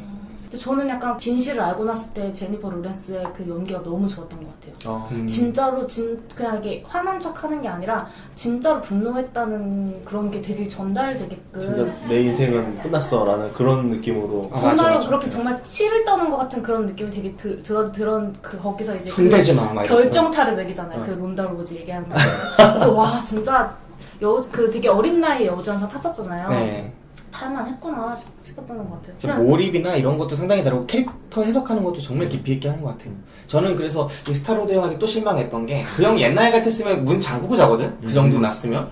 혹시 모르잖아. 그러니까 여자들이 아무리 육체적인 힘이 약하다고 하지만 일단 이 여자는 그렇게 약하지 않은 느낌이 나고 너무 방치했네요. 언제든 급습할 수 있는데 언제 그동안 그러니까 공룡들 사이에서 잠자고 그랬는데 그지. 그러니까 이 형이 형 캐릭터가 바뀌었어.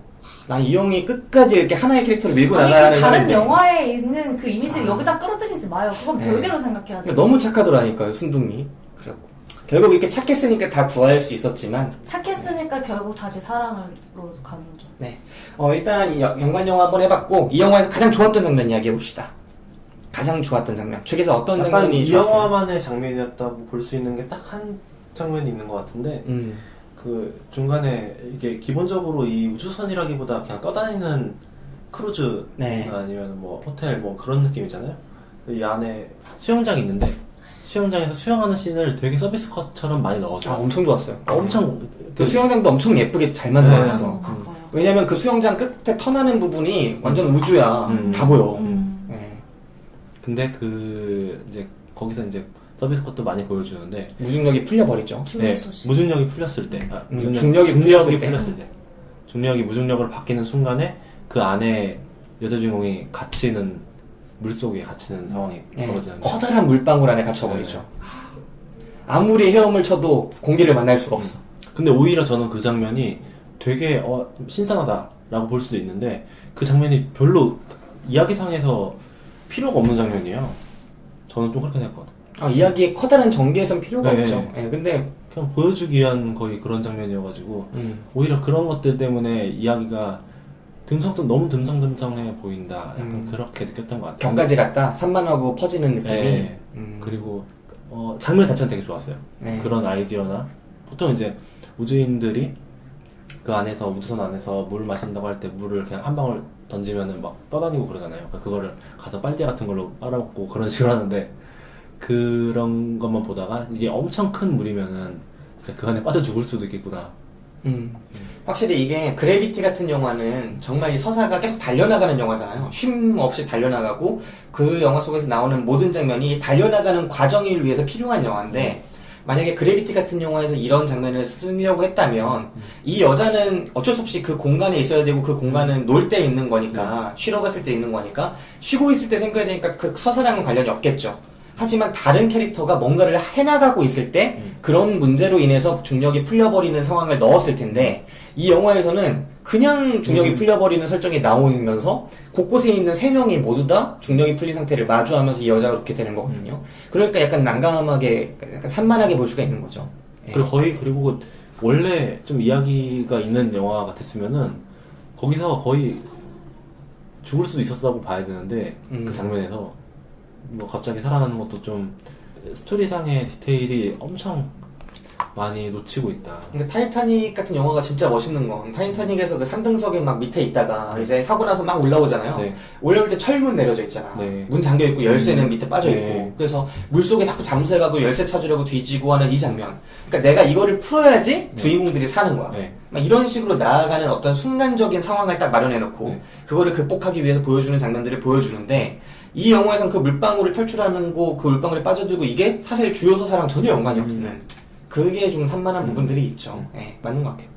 자, 희장님은 어떤 장면이 딱 떠오르세요? 저도 사실 이 장면이었어가지고, 그러니까 저도 생각하고 온 게 지금 이 장면이랑 아까 말했던 그 우주 밖에서 데이트를 한다고 해야 하나? 네. 이 장면이었는데 다 좋아요, 다 좋은데 저는 그 우주에 나갈 때 계속 거슬렸던 게 이게 아무리 최첨단 우주선이라고 해도 너무 그 안전끈 하나에 의지해서 너무 그렇게 나가지 않아요? 그게 저는 너무 좀 조악하다고 느꼈던 것 같아요. 네. 벌써 점프하는 느낌. 이 영화에서 전반적으로 계속 마음에 안 드는 게 사실 그건데 이 우주선은 절대 고장이 날 리가 없는 완벽한 우주선이라는 전제가 있잖아요. 네. 그렇게 생각을 하니까 이 120년 동안 날아가는 동안에도 승무원 하나 뭐 그 기계의 결함이 생겼을 때 그거를 수리해야 될 사람 한 명조차 없이 그렇게 가게끔 돼 있잖아요. 그럼 정말 완벽하게 만들어 놨다는 건데 운석에 충돌했다고 이거 결국 이게 문제가 된 것도 그 동명기에서 깨어나게 된 것도 운석에 충돌해서 뭐 구멍 같은 게 생겨서 뭔가 문제가 생겨서 그렇게 되는 거잖아요. 아니 그런 우주선이 운석 좀 충돌했다고 그렇게 되는 것도 웃기지만 운석이 오는데 피하지 못하게 만들어졌다는 것도 너무 말이 안 된다는 생각이 들었었거든요. 그리고 기본적으로 그 최근에 그 뭐였죠? 드라마? 태양의 후예? 태양의 후예가 엄청 그 군대 그 약간 고증이 엄청 안 된 상태로 그냥 제멋대로 상상 속으로 쓰여지는 그런 드라마로 되게 뭐 그 비판을 말투 받았잖아요. 요즘에 그렇게 안 한다 뭐 이런 얘기 그 네. 말투까지 그렇다고 하던데 말뿐만 아니라 그 부대들 뭐 아니면 실제로 그 군인이면 저런 행동 절대 못하고 뭐 그런 것들이 엄청 많은데 그래요 그런 거 그 대령이라고 네. 해 대령인가 그렇다고 해도 그런 헬기 그런 거 못 불러온다면서요. 그런 얘기는 뭐 더 모여야지만 네. 할 수 있고 뭐 그런 얘기 하던데. 네, 김문수 정도 돼야 불러올 수 있죠. 네. 김문수가 뭐예요? 김문수 도지사 할 때. 문수 네. 김문수. 도지사 할 때 많이 타고 다니셨으니까. 뭐 아무튼요. 네. 근데 이 영화도 기본적으로 좀 그런 식으로 쓰여진 건가 싶을 정도로 과학적인 부분에서의 그런 검증이나 이런 거는 되게 많이 그냥 생략하고 지나간 것 같아요. 아, 그거 어디서 느꼈어요, 그럼? 맨 처음에 영화 그 우주선이 되게 천천히 가고 있는 것처럼 느껴지잖아요. 근데 나중에 얘기하면 그게 광속의 네. 50%라고 얘기를 해요. 근데 그거를 천천히 이 소행성군이랑 부딪히는 그런 장면들도 그렇고 인터넷에 어떤 사람은 그런 얘기를 하더라고요. 이게 그때 엄청난 슬로우 모션으로 보여준 거다. 네. 방속의 50%로 달리는 그 우주선에서 옆으로 어디 걸 두 정도 떨어지는데 끌려가지 않고 네. 전투기는 뭐 그냥 음속 정도 수준으로 달리는 전투기에서도 사람이 밖으로 튕겨나고 확 떨어질 텐데 그보다 훨씬 떨어지는 그 낙하산 타는 사람들 있잖아요. 네. 조금만 내려와도 확 떨어져 버리잖아요, 뒤로. 그런데 이 광속의 50%로 달리는 우주선에서 그렇게 마치 워리가 유영하듯이 둘이 데이트를 끈 하나 잡고 하는데 전혀 이렇게 여유있게 갔다 갔다 하는 모습들, 그런 것도 좀 신선한 부분이 그리고 있었죠. 마지막에 뭐 그 원자로 같은 데서 그 통로에서 몸으로 버티는 장면 나오잖아요. 말도 안 되죠. 그런 거 말도 안 되는 그런 거고. 네. 애초에 그런 고증하고. 근데 원래 이렇게 제작비가 많은 영화는 그런 과학적인 검증도 좀 더 철저하게 할 수 있는 거 아닌가요? 그런 돈을 많이, 그런데 아예 애초에 배분을 하지 않았던 것 같아요. 예산을. 크게 그런 부분을 신경을 쓰지 않고 만든 건 맞는 것 같죠. 그리고 그 부분이 꼭 필요하다고 생각하는데 다른 방식으로 돌아갈 걸 못 찾았거나 뭐 아무튼 그게 역량이겠죠. 그걸 단점으로 생각한다면. 네. 뭐 저는 크게 단점으로 생각 안 해요. 충분히 뭐 그런 것들 그냥 저는 있을 수 있다고 생각해요. 이 시대가 엄청 나중인데 뭐 그 뭐 알아서 기술이 있겠지 이렇게 생각할 수도 있고, 저는 그냥 드라마적인 부분을 더 주요하게 보는 편이고 그 기술적인 측면은 크게 오류가 아닌 이상 문제를 안 삼는 편인데, 이 영화에서는 그런 건 문제가 안 됐고, 저는 이 영화가 임팩트 있게 보여주려고 했던 우주 장면들, 그러니까 그 물방울 장면도 그렇고 밖에서 이게 데이트할 때도 아예 화면 하나를 이들의 시선으로 확 돌려서 우주 전체를 보여줄 때 되게 좋았어요. 전 그 장면이 진짜 좋았는데, 또 그 중에 하나로 어느 가까운 진짜 어느 별을 지나는 장면이 있어요. 예, 태양같이 별 활발 타는데 또 되게 가까이서 지나는데 전혀 기체가 결함이 없어. 근데 그 모습들, 중력에 끌려가지도 않고 뭐 나는 광속의 50%로 가니까 빠져나갈 수 있는 거겠지만 그런 모습들도 생각보다 감흥이 엄청나진 않거든요. 네, 그래서 저는 이 영화가 되게 그런 낯선 장면들을 많이 찍으면서도 임팩트는 생각보다 별로 없었다. 그리고 이거 약간 흥행을 포기한 영화 같기도 한 게, 이런 영화는 보통 3D 그런 거 하지 않아요? 그리고 아까 말한 그런 우주 그렇게 밖에서 데이트하는 장면 같은 거를 그렇게 해주면 진짜 이거는 훨씬 더 흥행 파워가 생길 텐데 왜 그렇게 안 만들었지? 미국에서는 했대요. 근데 그 미국 외의 나라에서 개봉할 때는 그걸 안 했다고 하더라고요. 왜 그렇게 했지? 찍기는 그렇게 찍었대요. 그렇대요. 그거 잘 모르겠네요.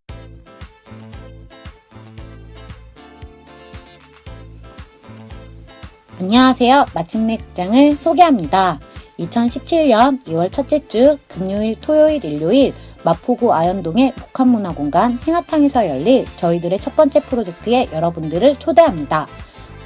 행하탕은 재개발 지역 아현동의 50년 역사를 간직한 목욕탕인데요.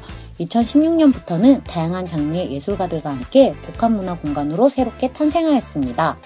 곧 재개발 사업으로 사라질지도 모를 이곳에서 저희 프로젝트 마침내가 독립 다큐멘터리 감독들과 함께 좀 더 새로운 방식으로 작업의 환경과 활동의 영역을 확장하고자 기획한 첫 번째 프로젝트인 다큐멘터리 전시 상영회를 진행하고자 합니다.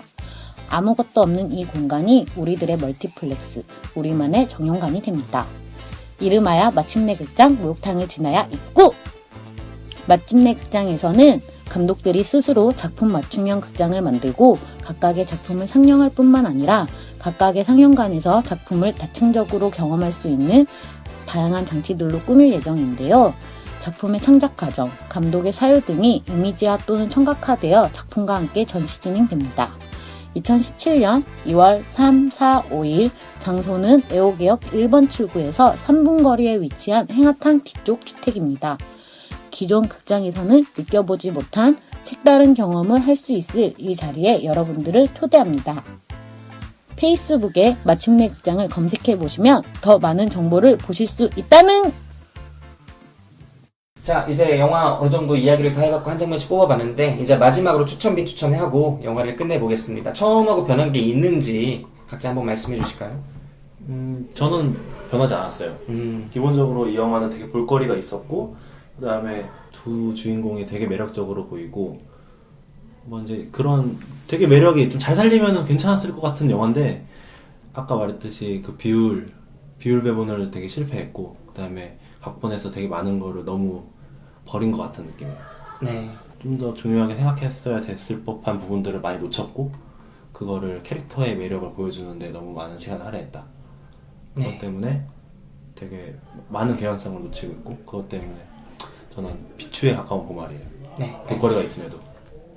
시장님은요? 저는 기본적으로 로맨스물 좋아하는 사람들한테는 추천할 만한 영화라고 생각을 하고요. 근데 약간 예고편을 보고 SF를 기대한 사람이다. 특히 그 두 사람이 다른 사람들, 그 5,000명 넘는 사람들은 아직 잠들어 있는데 두 사람만 깨어난 뭔가 엄청난 이유가 있는 것 같다는 생각, 그게 궁금해서 보시는 분들한테는 완전 비추천.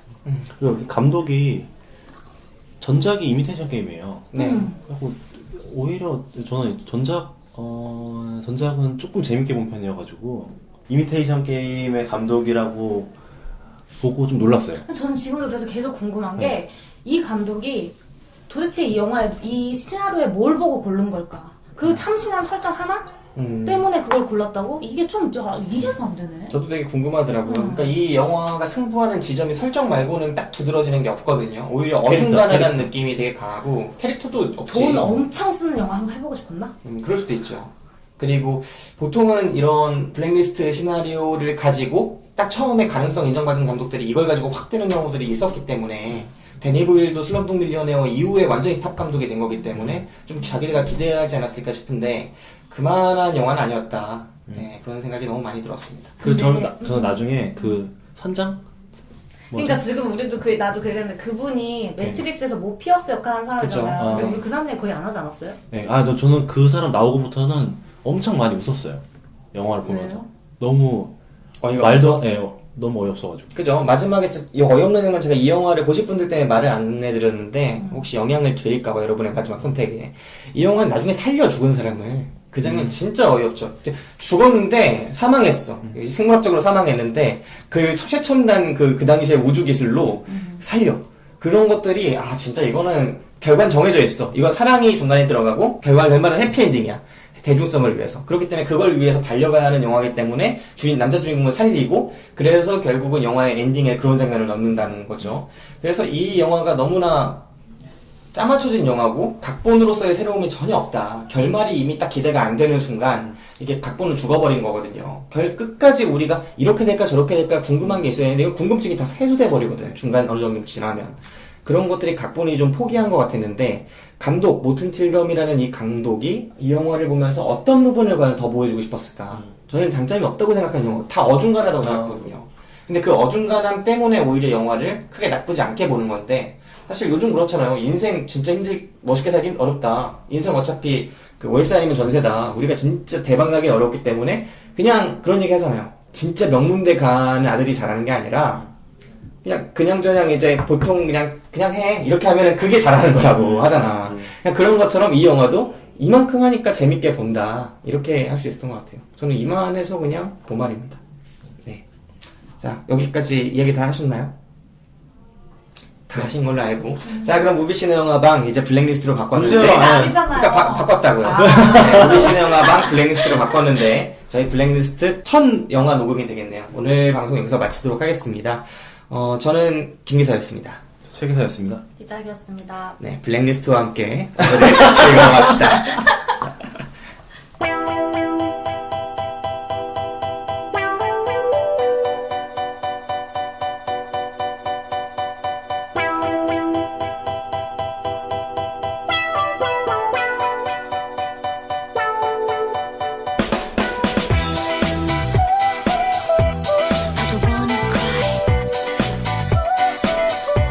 This dry my eyes.